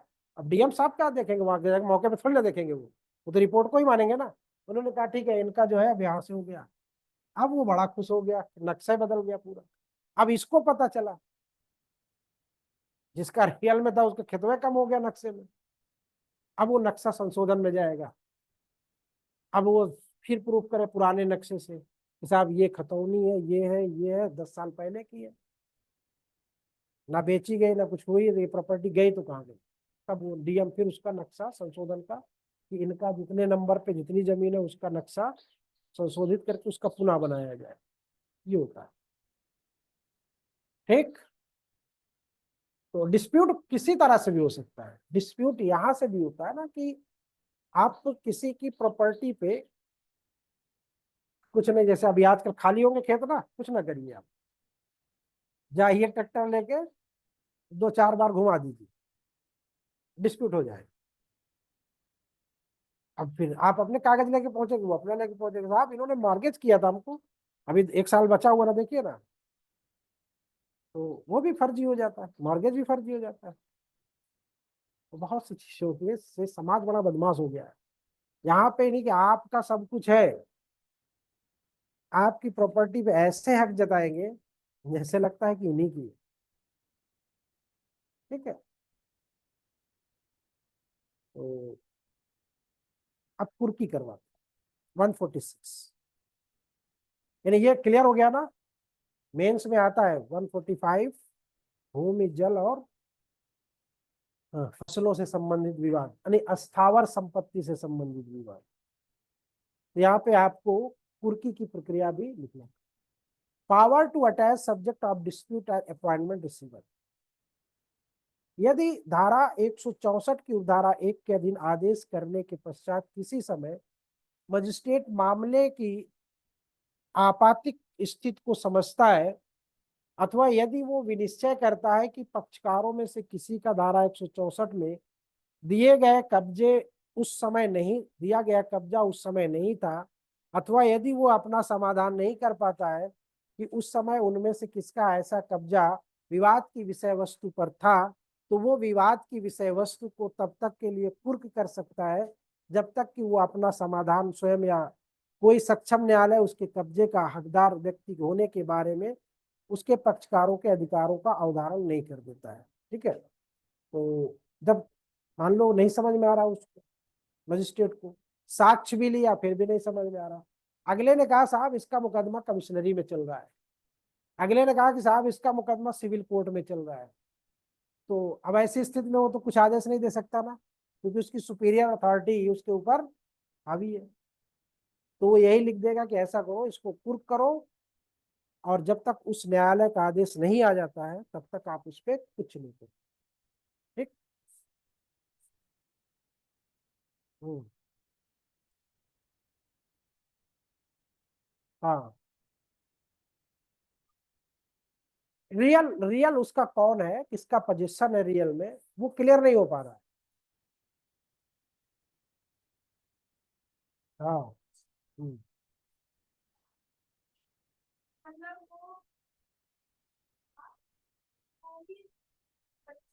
वो तो रख दिया जाता है जब जब डिस्प्यूट नहीं होता है तब। जैसे अब यहाँ पे उसने क्या किया कि इधर का भी साक्ष्य लिया, इधर का भी साक्ष्य लिया, अब दोनों साक्ष्यों से उसको क्लियर नहीं हो पा रहा, या दोनों मानने को तैयार नहीं। अब उसी में आके एक ने कह दिया साहब इसका मुकदमा वहां पे चल रहा है, तो अब वो क्या कर सकता है वहां पे, वहां पे चल रहा है तो वो कुछ नहीं कर सकता। तो यही कहेगा अल्टीमेटली कि जिसका पोजीशन है वो बना रहे। एक सिचुएशन ये होती है, आप कर रहे हो आप करते रहिए। तो अमूमन खेती की जमीन में यही होता है कि जिसका पोजीशन होता है वही करता रहे। ठीक। लेकिन अगर उसमें खेती नहीं हो रही है, उसको आपने प्लॉटिंग के पर्पज से छोड़ रखा है या किसी और पर्पज से छोड़ रखा है, या उसको आप खेती करते ही नहीं हो, खाली वो डिस्प्यूट का लैंड बना हुआ है, तो वहां पे वो कहेगा कि ऐसा करो इसको कुर्क करो। ठीक। तो वो हो जाता है। लेकिन अगर आप रॉन्गफुली पजेस हो, फोर्सबली आप पजेस कर गए, अगला कह रहा है कि साहब इनका पोजीशन गलत है, ये कह रहा है कि साहब इनका कोई हक नहीं है, इन इसमें हक इनके चाचा का बनता है, ये क्यों लड़ रहे हैं। अब हो गया ना डिस्प्यूट। अब मजिस्ट्रेट क्या करेगा, मजिस्ट्रेट अब चाचा का तो नहीं दे देगा, तो लड़ने वाला तो बंदा ये है, डिस्प्यूट ये कर रहा है। तो ऐसे सिचुएशन में उसको कुर्क कर देना ही बेहतर। ठीक है, क्योंकि अगर नहीं करोगे कुर्क, जिसको आपने कब्जा दिया है हो सकता है कि वो उसको जाके मार दे, ये भी तो हो सकता है। तो वहां पे सेंसिटिविटी देखी जाती है, कितना सेंसिटिव मामला है और कितने अपोजर है और कितने सपोर्टर है इसमें। कई हालात देखने होते हैं वहां पे, दबंगई भी देखनी होती है कि दबंग आदमी तो नहीं है। हाँ, वहां पे दोनों क्रिमिनल से रोकने के लिए इस रेवेन्यू को किया जाता है, रेवेन्यू की प्रक्रिया, ताकि क्रिमिनल मैटर ना होने। देखा होगा, सुना होगा कि जमीन के कब्जे को लेके गोली मार देते लोग, नहीं देखा है? और वो मुकदमा पता रहेगा चलता रहता है। वही मैंने, कब्जे को लेके ही विवाद होता है। सिविल, मान लो सिविल मैटर 10 साल से चल रहा है, जमीन ऐसे पड़ी हुई है। अब अगले व्यक्ति ने जिसकी रियल की है, तो कष्ट उसको होता है जिसकी वो वास्तव में होती है, तकलीफ उसको होती है। भाई जिसकी नहीं, अभी मैंने कहा कि आप जाइए खेत में किसी के ट्रैक्टर चलाइए और उस पर डिस्प्यूट की राइज कर दीजिए, तो नुकसान किसका होगा? आपका तो कुछ नहीं होगा ना, नुकसान जिसका वो रियल में उसका हो रहा है। तो 10 साल से उसमें मामला चल रहा है। अब बहुत दिन हो गया, तो यार कह रहा ऑर्डर भी नहीं आ रहा, बड़ी समस्या है। तो अब कोर्ट में मसला इस बात का फंसा हुआ है कि उस पर कब्जा किसका है। तो बोला साहब कुर्क है, तो फिर तो कोई बात नहीं है। लेकिन अगर कहा कि साहब इसके पहले किसका था, तो बोला साहब हमारा था। फिर आपने कब्जा कैसे छोड़ा? बोला साहब ये दबंग लोग थे, उन्होंने हटा दिया। तो वहां पे कब्जे को लेके भी प्रश्न किए जाते हैं सिविल में। तो अब अगला बंदा कहता है कि अगले महीने निर्णय आना या 2-4 महीने बाद आएगा, तो आप वकील साहब ने सुझाव दिया कि जाके वहां धीरे से कब्जा कर लो किसी तरह से। तो अब वो ट्रैक्टर वेक्टर लेके गए। अब अगर 145 या कुर्क नहीं है तो क्या होगा? सिविल का ही इंजंक्शन था, इंजंक्शन तो खत्म, मामला चल रहा है। तो अब मारपीट होगी, खून खराबा होगा। उसको रोकने के लिए अब जैसे पहुंच गए, इत्तेफाक से पुलिस वालों को फोन कर दिया, पुलिस वाले आ गए, दोनों पार्टी को उठा ले जाएंगे। उठाने के बाद बार बार आप यही कर रहे हो तो कहेंगे 145 में कुर्क करा दो। अगर साहब इसका मामला मुकदमे में वहां पे चल रहा है, तो कुछ भी करेगा तो कहेगा इसको स्टे कर दो। कोई नहीं जाएगा वहां पे, दोनों पार्टीज को बाउंड कर देगा कि जब तक निर्णय ना आ जाए तब तक आप उस पर दिखाई नहीं देना। ठीक है, तो इसमें बहुत सी पेचीदगियां होती हैं। पेचीदगियां बस इतनी सी होती है कि अगर नहीं क्लियर हो रहा है, और अमूमन नहीं होता है, नहीं सब कुछ जानते हुए भी मजिस्ट्रेट नहीं करता, कहता एविडेंस दीजिए हम। आप अपना चिल्ला रहा है, वो अपना चिल्ला रहा है, उसी में कोई बीच में और ला के तीसरी पार्टी घुसा दिया, तो बहुत से प्रॉब्लम क्रिएट हो जाती है। लेकिन अल्टीमेटली कहीं ना कहीं तो रेमेडी तो है ही है ना। ऐसा तो है नहीं कि बिना रेमेडी के वो पड़ा होगा, आज न सही कल तो उसका निस्तारण होगा ही होगा ना। तो जैसे कभी कभी होता है कि चकबंदी के टाइम में क्या होता है, डिस्प्यूट हो जाता है। डिस्प्यूट ये होता है कि 4 भाइयों का बंटवारा होना था, किसी भाई का कम हो गया, किसी भाई का ज्यादा हो गया, किसी भाई का ज्यादा भी हो गया और नक्शे में भी वो चढ़ गया। लेकिन रियल में जो खतौनी है उसमें जमीन जितने उनके हिस्से आने चाहिए तो उतनी आ रही है, नक्शे में वो बड़ी दिख रही है। अब जो भाई है वो क्या करेगा, वो नक्शे वाली जमीन खोजेगा कि भाई जो नक्शे में हमको वो चाहिए। तो अब उसकी नक्शे में जब कब्जा कर रहा तो ज्यादा हो जा रही है, अगले भाई का हक दब जा रहा है। अब पता चला डिस्प्यूट हो गया। अब अगली पार्टी कह रही जाके नक्शा संशोधन करवाई, तो नक्शा संशोधन में ये होता कि हम करवाएंगे तभी होगा, दूसरा नहीं करवा सकता। ठीक, दूसरा वो मुकदमा तो कर सकता है कि साहब इनका नक्शा ज्यादा है, हम पीड़ित हैं इससे, उसको संशोधन कर। तो अगला कह रहा हम नहीं करवाएंगे, अगला कह रहा हम नहीं जाएंगे, कैसे कर सकते? तो ये सारे जमीन से। अब यहाँ पे कुर्की करना, तो कुर्की की प्रक्रिया जानते ही हो कैसे होती है।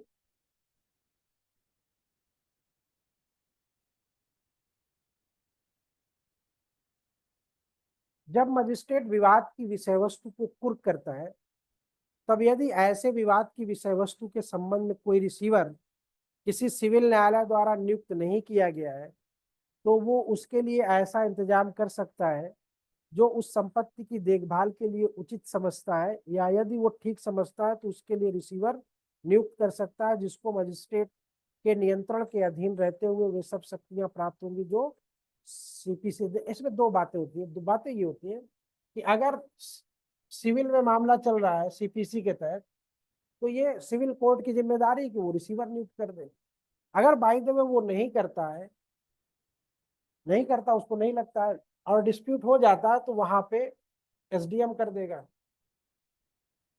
या एसडीएम अगर कर रखा है, सिविल कोर्ट ने बाद में कर दिया है, तो ये क्या करेगा, विड्रॉ कर लेगा। ये हट जाएगा और कहेगा कि जो सिविल की तरफ से जो रिसीवर नियुक्त किया गया उसको पब्लिश। रिसीवर समझ रहे कि नहीं समझ रहे संजीवा? नहीं समझ रहे? नहीं समझ पा रहे? समझ रहे हो? हमारी गतिविधियों से पता चल रहा है।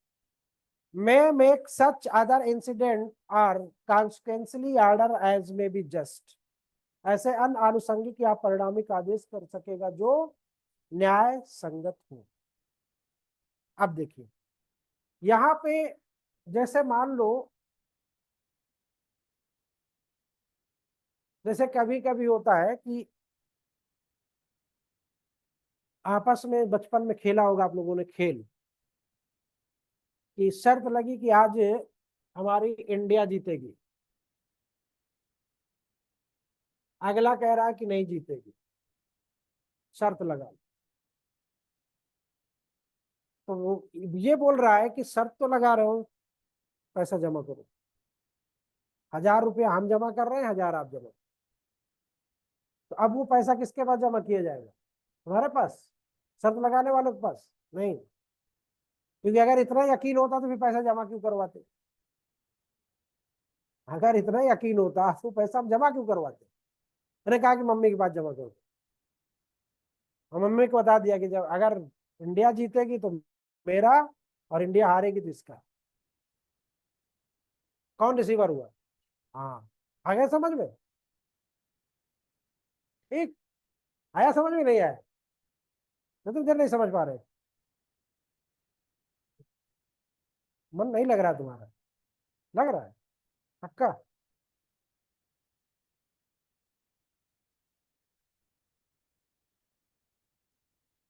हाँ।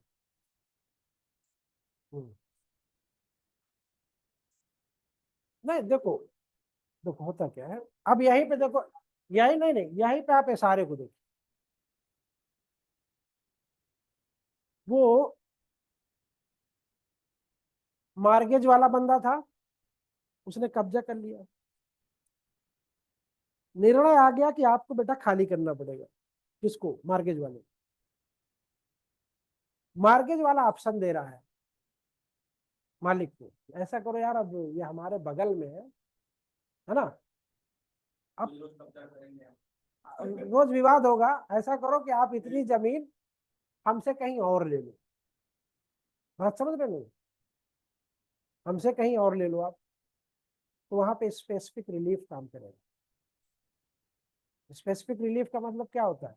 स्पेसिफिक है, तो जब हमारी जमीन है, आपने गलत तरीके से कब्जा किया, आज हम जीत गए, तो अब आप हमको सुझाव दे रहे हो।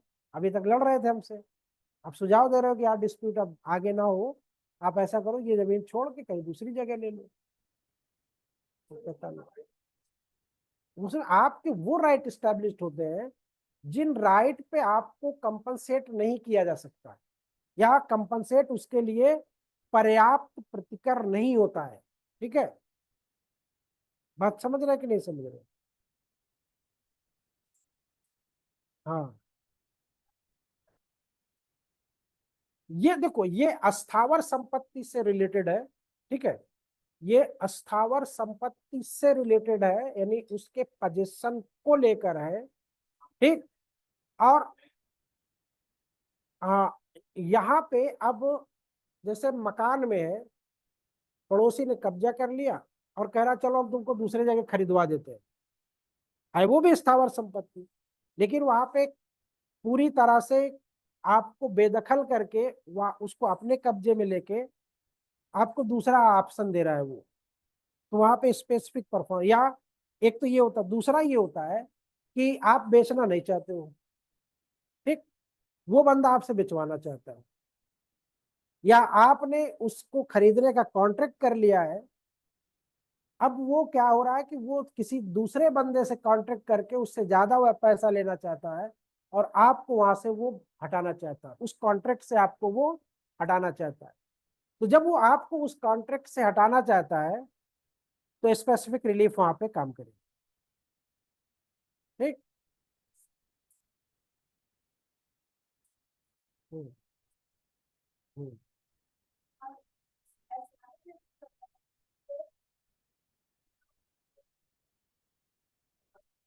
वो कॉन्ट्रैक्ट,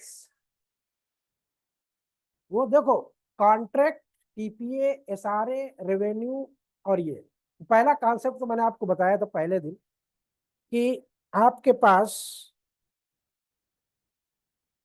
हर चीज को अगर हर जगह जोड़ोगे तो गड़बड़ हो जाएगा, तब नहीं क्लियर कर पाओगे। मैंने आपको बताया था कि आपके देश में सुप्रीम कोर्ट है, हाई कोर्ट है, लोअर कोर्ट है, और रेवेन्यू कोर्ट है। तो ये डिस्प्यूट हर उस प्रॉपर्टी से रिलेटेड होगा जो प्रॉपर्टी हमको रेवेन्यू दे रही। अब revenue, house tax revenue, water tax revenue, भूमि कर।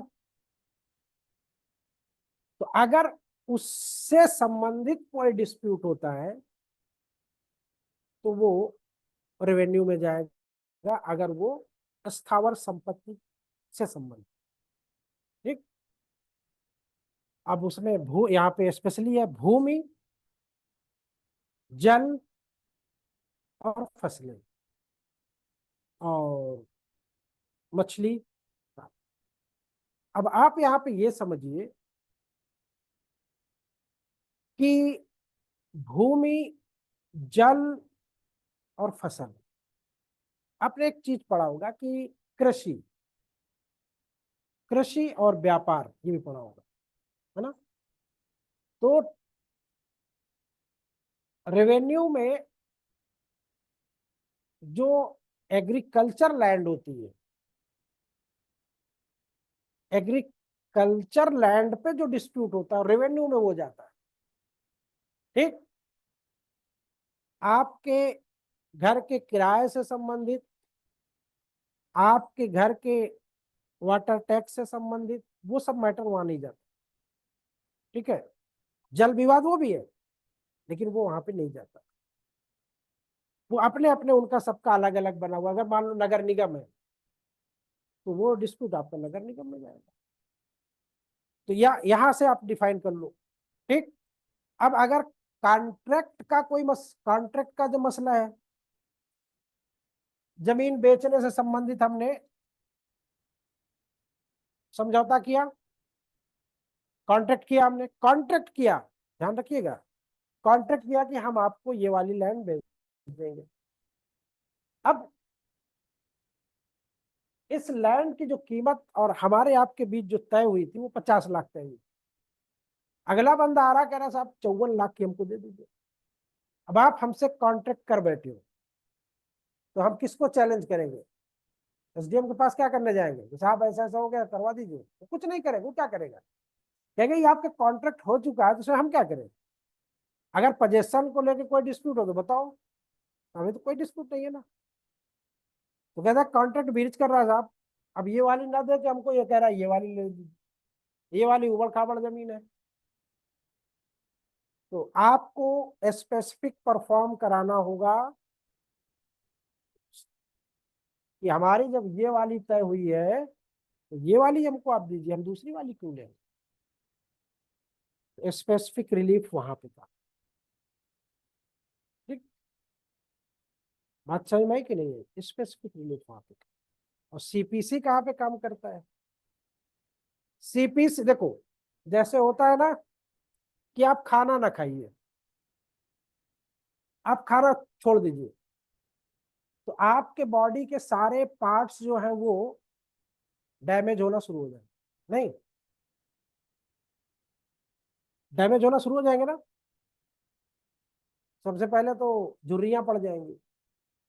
गोदान पड़ा है ना, गोदान, धनिया, गोबर, है ना। क्या हाल हुआ था बेचारी का 36 साल की उम्र में। पढ़ाया ना सब। 36 साल में बेचारी बूढ़ी हो गई थी। क्यों हो गई थी? इसलिए कि उसका सही तरीके से मेंटेनेंस नहीं हुआ। खाने पीने में एक टाइम खाती है, नहीं खाती, खाती भी है तो कम खाती, खाती भी तो रूखा सूखा खाती है। आप लोग तो भर भर के मुंह खाते हो। आप प्रोटीन पे प्रोटीन लेते हो, हाई विटामिन पे विटामिन लेते हो, है ना। स्किन चमक, स्किन शाइनिंग के लिए अलग से कुछ लिक्विड फॉर्म में लेते हो, है ना, हर तरह से। आंखें अच्छी रहे, गाजर का जूस पीते हो। खून साफ रहे तो चुकंदर खाते हो। अब तो उस जमाने में नहीं था ना। तो मेरे कहने का मतलब ये है कि मैं आपको बता के आ रहा था कि सीपीसी आपके हक को, यानी आपके टाइटल को, आपके ओनरशिप को डिसाइड करती कि आप रियल में इसके ओनर हो या नहीं। तो आपके अधिकारों की, कर्तव्यों की और दायित्वों की जहां पे बात आती है, वो डिसाइड करता है सीपीसी। ठीक। जहां पे कब्जे को लेके मसला होता है और अस्थावर संपत्ति से, वो करता है रेवेन्यू। ठीक। बात अब समझ में आ गई। क्योंकि अब मैंने कहा कि आप ट्रैक्टर लेके जाइए, किसी के खेत जोत दीजिए और पुराने कागज निकाल के लाइए 100 साल पहले के, कि उसमें आपके दादा का नाम चढ़ा हुआ था। अब दादा ने किस तरह उसको आपके कब्जे में दे। कभी कभी होता क्या है, अभी भी होता, लेकिन अब लोग सतर्क हो गए। कि जैसे मान लो ये हमारा खेत है, हमारे बगल में एक दूसरे गांव का बंदा है। ठीक है। अब वो दूसरे गांव का बंदा है और कुछ हमारी जमीन उस दूसरे गांव में भी, हमारी जमीन उस दूसरे गांव में भी। तो क्या होता था, दोनों लोग आपस में इंटरचेंज कर लेते, रिकॉर्ड नहीं चेंज करवाते। डिस्प्यूट या विवाद वहां पे होता है। पोजेशन तो हमने चेंज कर लिया, रिकॉर्ड हमने चेंज। अब आगे जो एक दो पीढ़ियां चली, अरे हमारी हमारे दादा के नाम की जमीन उस गांव में भी है। अब आप जाइए वहां पे कब्जा करने, लठ लेके दौड़ा लेंगे। तो वो कहेंगे अच्छा हमारे दादा की भी जमीन यहाँ पे है, जिसपे आप कब्जा किए बैठे हो। तो पता चलेगा कि अच्छा, ये इंटरचेंज हुआ है। लेकिन अगर आप रियल में आप चाहो कि नहीं हमको, हाँ उस गांव में चाहिए, उस गांव में वैल्यू ज्यादा हो गई है, ये कह रहा नहीं हमको यहाँ पे चाहिए, हमारे गांव की वैल्यू ज्यादा हो गई है, अब डिस्प्यूट होगा कि नहीं होगा? हो नहीं? बात समझ में आ गई कि नहीं आ गई? तो अब हौच पौच मत किया करो, पहले कॉन्सेप्ट क्लियर रखो। ठीक। तो पोजेशन को लेके अस्थावर संपत्ति से संबंधित जो रेवेन्यू दे रही है, वो रेवेन्यू कोर्ट में जाएगा। DM, SDM, commissioner. सिविल आपके अधिकार, दायित्व और ओनरशिप को लेके, स्वामित्व को लेके प्रॉब्लम हो रही है, तो आप सिविल कोर्ट में जाए। ठीक।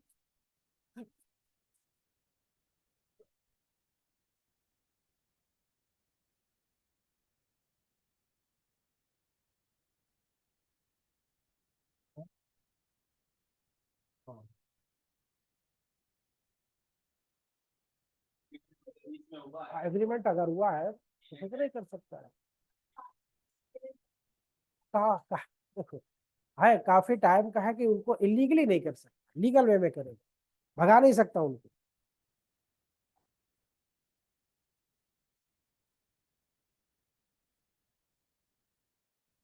नहीं, विरोध नहीं कर सकते। फंसी होगा कब्जे में। हाँ, कब्जा कोई किया है, हम लोग दुखी हो। नहीं कर सकते आप उसको। जब तक कि कोर्ट सेटिस्फाई होके नहीं गएगी, आपका सब कुछ वहीं से चल रहा है। आपको है, अगर जैसे वो ना बिल्डिंग भी पुरानी हो गई, डेमोलिश करने की कंडीशन में आ गई, लेकिन आपका जो केला है ना, उसी घर में पक रहा है और वहीं से बिक रहा है। अब उधर डेमोलिश करने का आदेश भी हो गया है, मकान मालिक ने करवा लिया है। हिसाब जर्जर हो गया, किसी भी दिन गिर सकता है। तो अब उसमें एक क्लॉज लिख देगा ऑर्डर में कि जब भी ये बिल्डिंग आपकी बनके तैयार हो तो पहला राइट जो होगा इस टेनेंट का होगा, उसको आप स्टेब्लिश करो। भगाओगे नहीं अब सोचो कि अब तो गिरा देंगे, अब नया बनवा लेंगे, अब इसको रखने के लिए।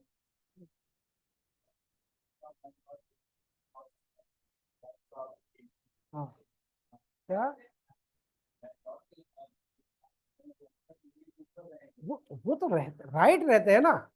राइट, वो राइट थोड़ी ना मांग रहा, वो तो किरायादारी से मांग रहा ना, वो अधिकार थोड़ी मांग रहा। उसमें भी कई चीजों, जब लैंड वो पढ़ोगे आप ना तो देखो उसमें कई चीजें, जैसे मान लो ये आपकी बिल्डिंग है, ठीक है, ये आपकी बिल्डिंग है,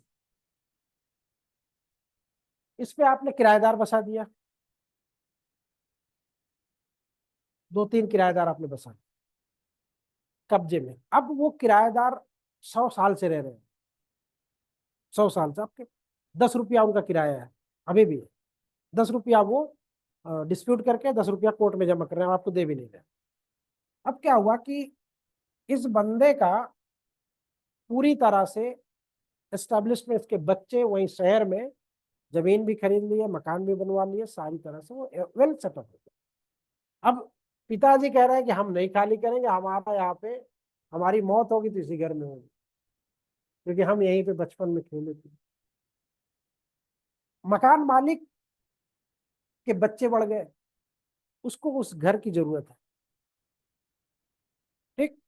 अब इस आधार पे आप जाओगे अपना प्लेंट लेके कि साहब ये घर की अब मुझे जरूरत है।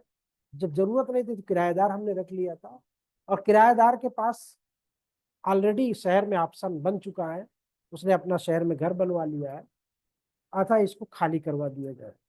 तो उसमें भी मुकदमा चलता, बहुत लंबा चलता, पता नहीं क्या करते रहते जज में मेरे इसमें, कई कई साल चलता है।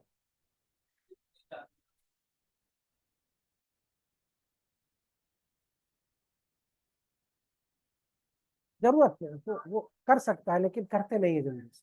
ऑप्शन देखते हैं कि ये कहाँ शिफ्ट हो सकता, पहले पूछते हैं कि ये कहाँ शिफ्ट हो सकते हैं, कैसे जाएंगे, कहाँ रहेंगे, सब पहले वो पूछ लेता, फिर कहता है कि ठीक है, इमीडिएट पोजीशन में उसको शायद 3 मंथ का एडवांस पेमेंट देना पड़ता है कि आप जाके अपना कहीं रिहेबिलिट कर लीजिए, ठीक है। तो वो जब आप पढ़ोगे ना उसमें समय अर्बन प्लानिंग, रेंट इविक्शन वाले का। हाँ बहुत है। अब जैसे किराया का निर्धारण कैसे होता है पता है? नहीं, किराए का निर्धारण कैसे होता है किसी बिल्डिंग का?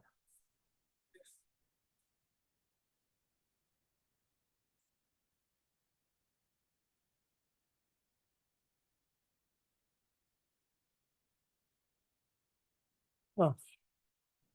हम्म।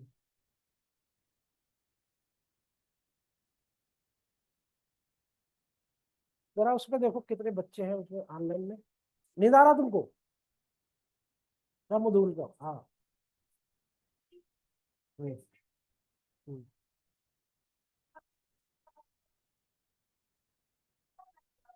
किस चीज की? नहीं नहीं, वो नहीं बात, वो नहीं बात, हम ये पूछ रहे हैं जैसे इस मकान का किराया हमने नया नया बनवा दिया है, अब इस मकान का लीगली किराया हम कितना रख सकते? लीगली, वर्ड याद है ना कि है? ऐसे तो हम वसूलेंगे 50 रुपये स्क्वायर फीट का।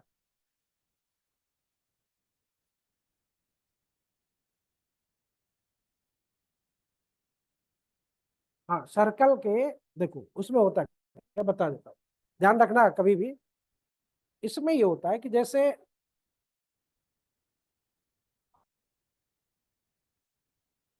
5 लोग हैं, कौन कौन है?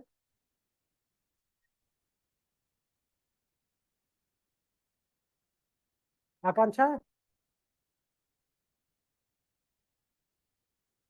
देखिए इसमें क्या है कि ये एक मकान आपका सिविल लाइन में,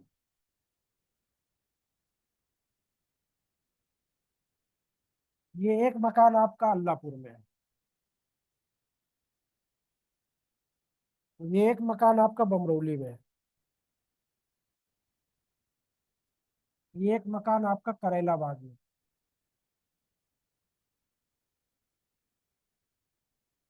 ठीक, ये शहर के चारों कोने में आपके मकान है।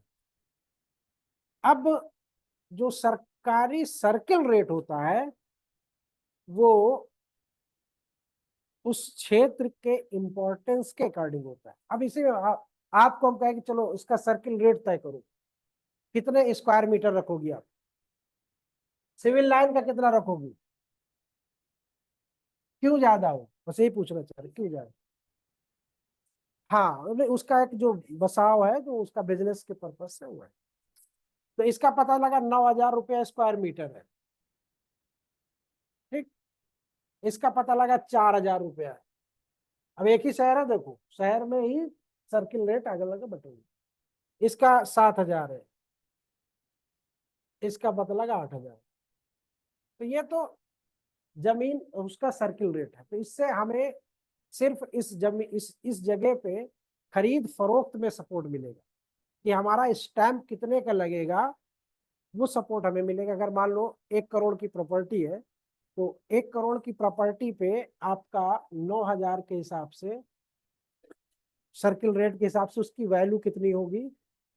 ठीक है, जैसे मान लो 500 गज है 1 करोड़ में, 1 करोड़ में 500, ये हमारा आपसी आपका वो है। 500 गज हमने 1 करोड़ में लिया, कितने पड़ेगी, 20-2500, 20,000 में पड़ी।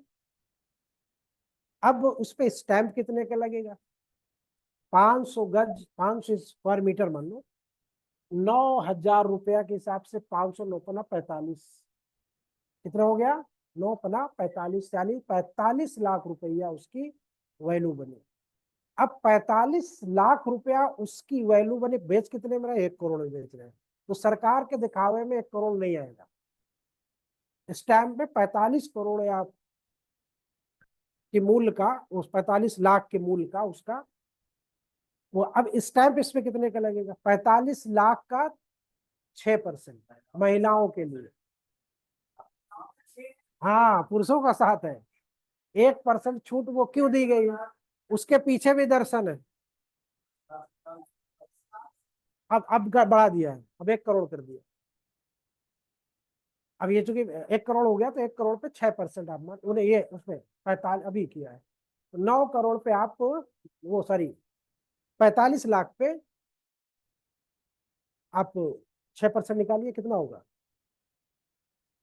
अरे 6 चौको 24, 6 पंचे 30, यानी कि 2,75,75,000 का स्टाम्प लगेगा, 2,75,000 का स्टाम्प लगेगा। ठीक है, सेल डीड को तो बोल रहे हैं ना। अब ये हो गया आपका। अब आप मकान बनवाओगे, अब इससे कोई मतलब नहीं है। अब आप मकान बनवाओगे, अब खरीदा तो आपने 1 करोड़ में है ना। अब आप यहाँ 45 लाख नहीं देखोगे, 45 लाख नहीं बताओगे कि किसी से कि हम खरीदे, नहीं आप 1 करोड़ बोलोगे, बोलते ही लोग 1 करोड़। बनवाने में पता चला कि 3-4 करोड़ लग गया, आपके मकान की कीमत हुई 5 करोड़ सिविल लाइन से। 5 करोड़ में इन्होंने निकाले 50 रूम, वैल्यू कितनी हुई बिल्डिंग की, 5 करोड़। अब 5 करोड़ का 10% कितना हो जाएगा, 5 करोड़ का 10% 50 लाख है, करोड़, 10%, हाँ 50 लाख। इसका पर एनम जो रेंट होगा वो 50 लाख होगा लीगली, पर एनम 1 साल का 50 लाख। अब रूम कितने हैं, 50, तो एक, अब ऐसे साल का 50 लाख, 50 रूम, तो एक रूम का 1 लाख, 1 साल का। अब 1 महीने का 1 लाख में डिवाइड कर दो 12 महीने में, तो 1 महीने का रेंट कितना होगा उसका, 12,000, 12 12 में तो नहीं, 8 12 8 96, 8,000 रुपया। ठीक है, 8,000 रुपया पर मंथ के हिसाब से आपको सिविल लाइन में रूम। ठीक है, आया समझ में नहीं आया? हाँ। और कुछ बड़े होशियार होते हैं, वो स्क्वायर फीट के हिसाब से लेते हैं, 50 रुपया स्क्वायर फीट के। और 10 बाई 10 का लिया तो आपका 100 हो गया, और 100 × 50 ने 5,000 रुपये इसका दीजिए। 10 बाई 10 के रूम का 5,000। ठीक, समझ गई बात? तो इस हिसाब से हम रेंट एक जो आपका, हाँ लीगल वे में जो वो है। ठीक है, क्लियर? क्या कह रहे?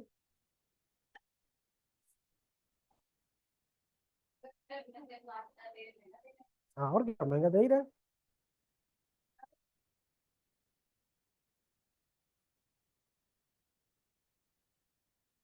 हाँ, ये भी तो सिविल लाइन में आता है। आ गया समझ में नहीं आया? कुर्की करवा दिया, विवाद नहीं तो विवाद करवा दिया, हो गया। फिर इसमें वो आगे के सेक्शन यही कहते हैं कि जब कुर्की हो जाती है तो उसका उपभोग किस तरह से किया जाए, कैसे किया जाए, तो उसमें रिसीवर की भी कुछ जिम्मेदारियां होती हैं।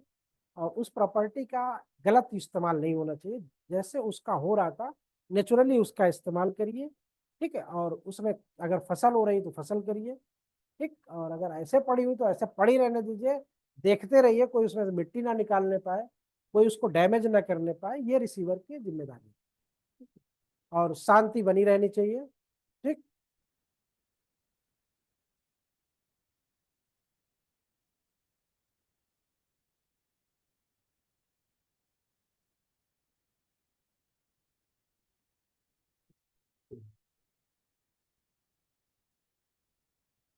उसके रिलीज के 2-3 तरीके हैं। पहला तो ये होता है कि डिस्प्यूट सॉल्व हो गया तो रिलीज हो जाएगी। आपस में आप लोगों ने समझौता कर लिया, उसका आपने एफिडेविट दे दिया, तो रिलीज हो जाएगी। ठीक।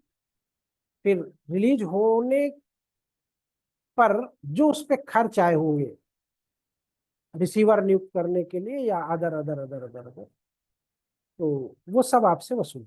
तो वही आगे प्रक्रिया लिखी हुई है, आगे देखना। तो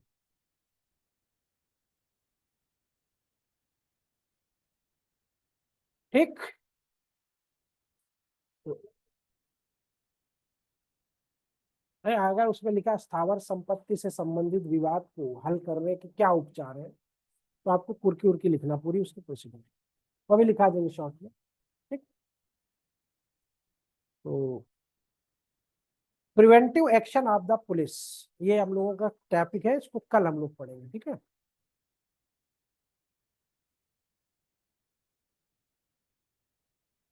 कहाँ तक हुआ था? 9:30 पे बुलाए थे।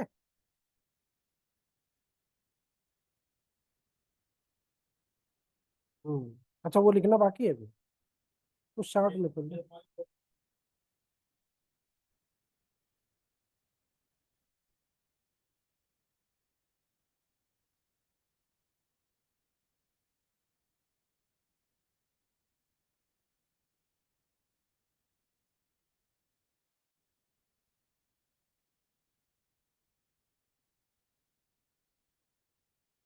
कल क्या लिख रहे थे? अच्छा, वो वाला। हिंदी वालों को तो हो गया था ना, इंग्लिश वालों को बाकी था।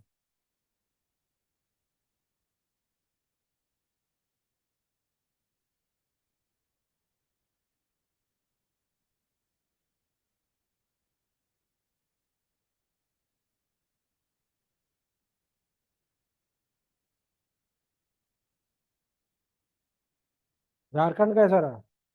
गई थी कि नहीं गई थी? कैसा रहा? प्रारंभिक डिग्री पूछा था? कोई क्वेश्चन ही नहीं पूछा सीपीसी? कौन सी? और क्या पूछा था? तो प्रॉब्लम में तो रहा होगा ना, सीपीसी नहीं आया था? नहीं तो ऐसा हो ही नहीं सकता, ऐसा हो ही नहीं सकता, सीपीसी में क्वेश्चन ना रहा हो। एचजीएस का। झारखंड।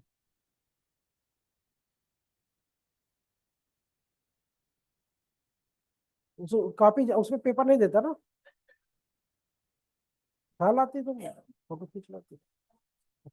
फोटो खींच लाती। याद कर लेती। दो दो ही टाइम होता है ना, 2 मीटिंग। मेंस था, डायरेक्ट मैच होता है। फिर नहीं होता।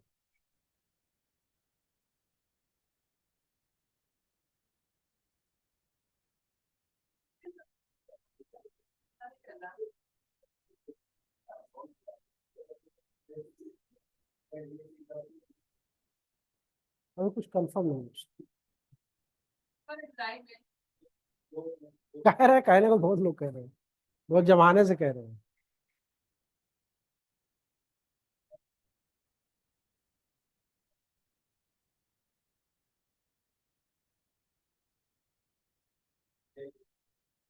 क्या हुआ सीबीआई एपीओ का? उसमें यार एक चीज ये था कि दिल्ली एपीपी में उम्र सीमा 35 साल है।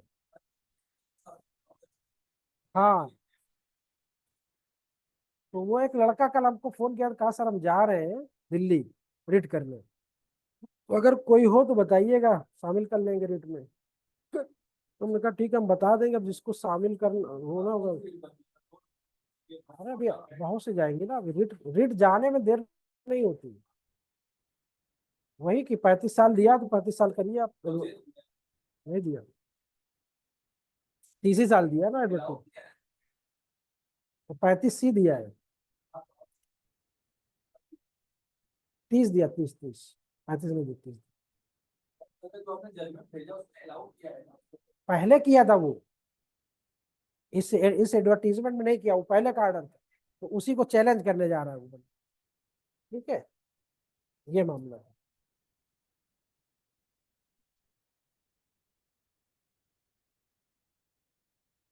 हाँ, 3 इयर्स है एक्सपीरियंस।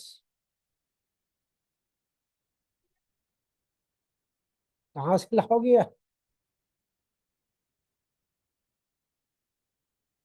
बार काउंसिल में जोड़ा वहीं से जाता है, लेकिन सर्टिफिकेट आपका लोकल बार देती है। लोकल बार में जहाँ पे आप, सर्टिफिकेट उसका नहीं होता, उसमें जाइए आप, अध्यक्ष लिख के दे देगा, यहाँ आप यहाँ पे प्रैक्टिस करते हो, बना के सर्टिफिकेट आपको दे देगा। क्या नहीं है? देगा नहीं, जाना पड़ेगा आपको ना, बात करना पड़ेगा ना। हाँ, बात नहीं, लगाना पड़ता उसमें सर्टिफिकेट। एक सर्टिफिकेट एक ही दिन बन जाता है, कोई दिक्कत नहीं होती।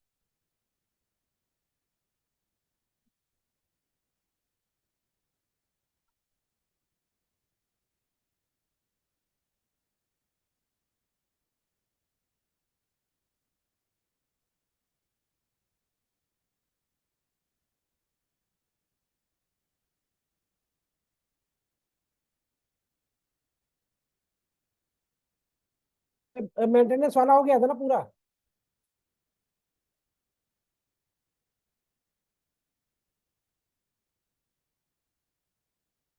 न्यूसेंस वाला था ना।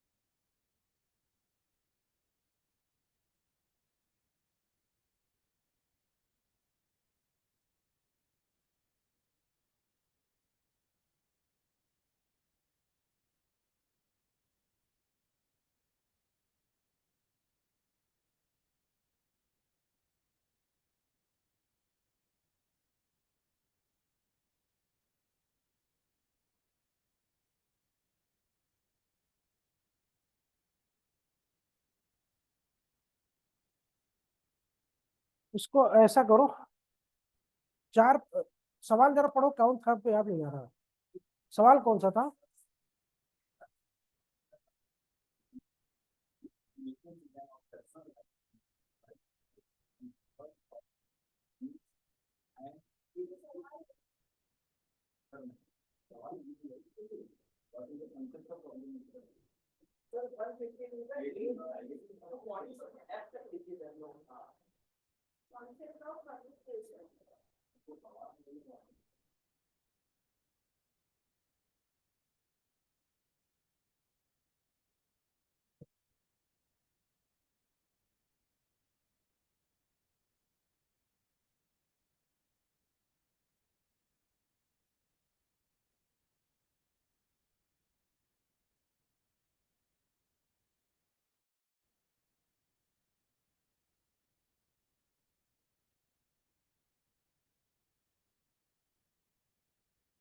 लिखिएगा आगे।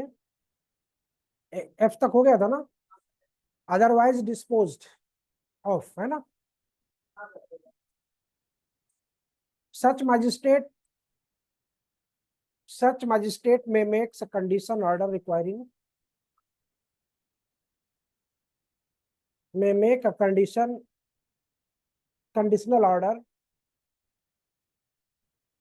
requiring the person causing such obstruction or nuisance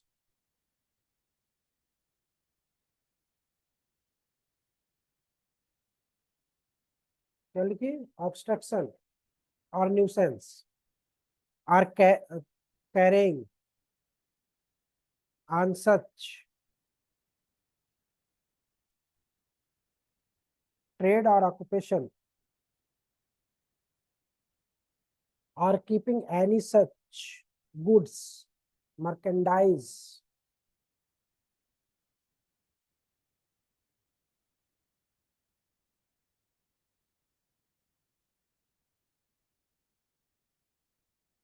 वो याद किया कल, आज सुनेंगे, कल भूल गए थे ना।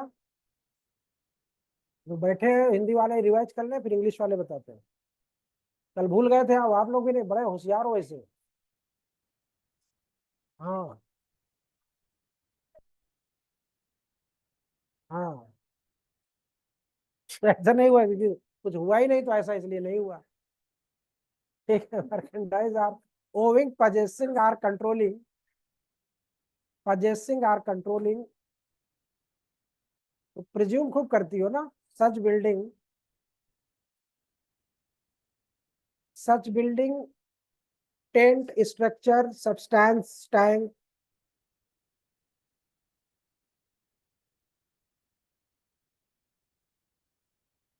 possessing such animal or trees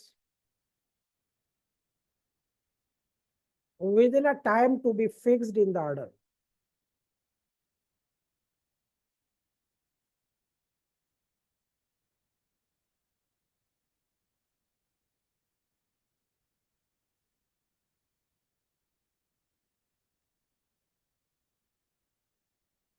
सब क्लास 2 में लिख दो। दूसरा पॉइंट लिखो, no order duly made by a magistrate, no order duly made by a magistrate under this section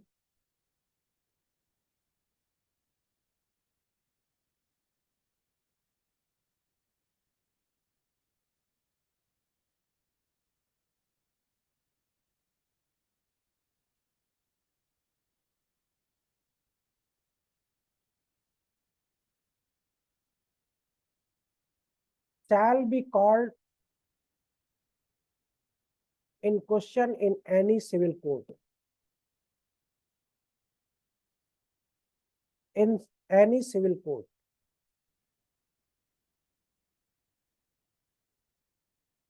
Extra ordinary power, para change कर देना, extra ordinary power on the district magistrate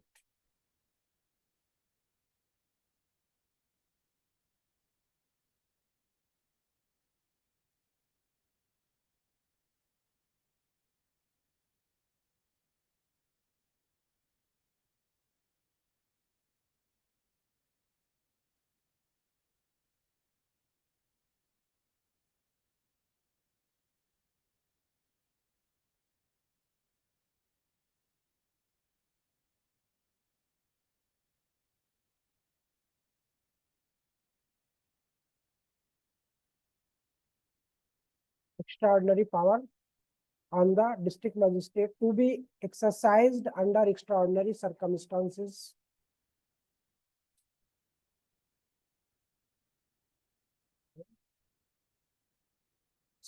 Extraordinary circumstances when recourse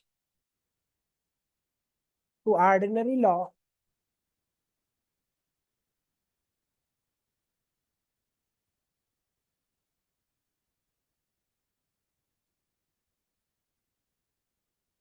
seems to be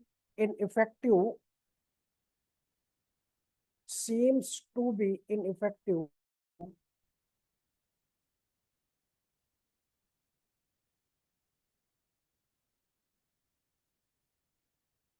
in view of the urgency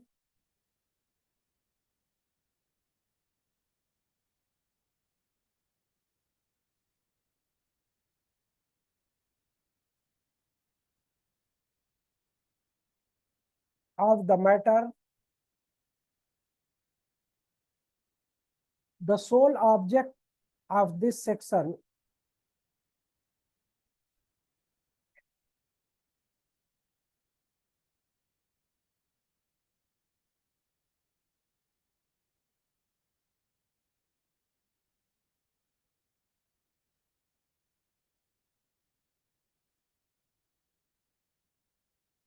is to ensure that dangers danger or obstruction which are a cause of public nuisance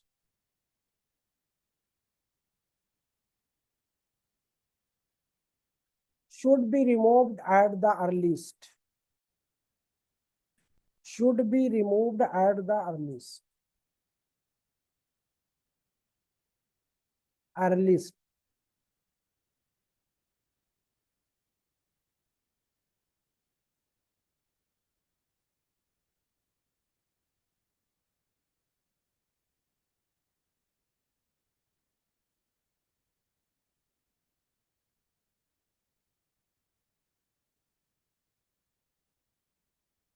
In Tejmal P. Prasad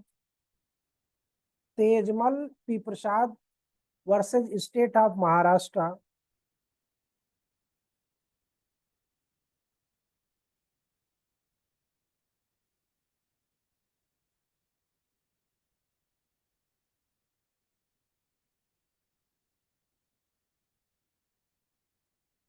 the court held while the proceeding under section 152 are not meant for resolving. Sorry. Court held while passing a conditional order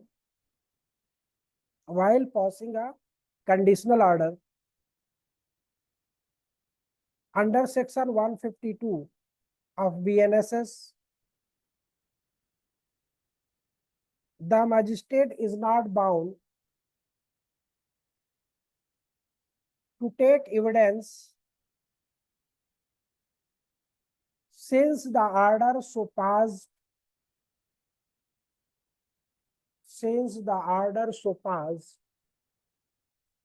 pertain to a criminal trial.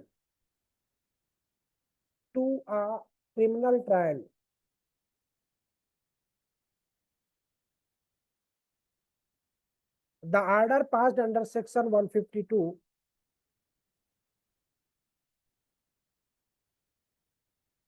is quite different from the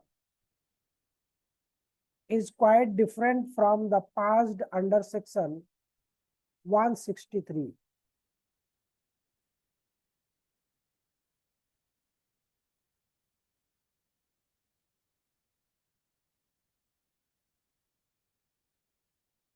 para change कर देना. Occupation और trade occupation or trade such as stocking a fodder, sorry, fodder on a certain plot in a residential locality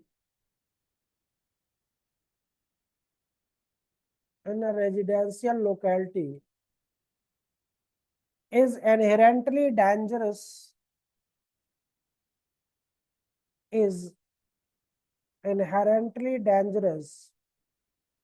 to health as well as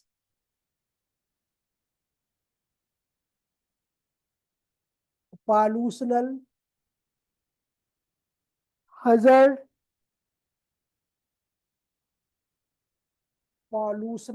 hazard therefore an order directing removal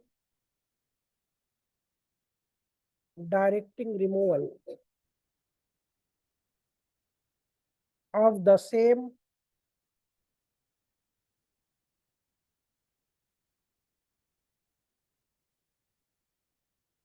was ordered under section 152 of the BNSS। ठीक है, ये हो गया, आप लोगों का भी complete हो गया। ठीक है,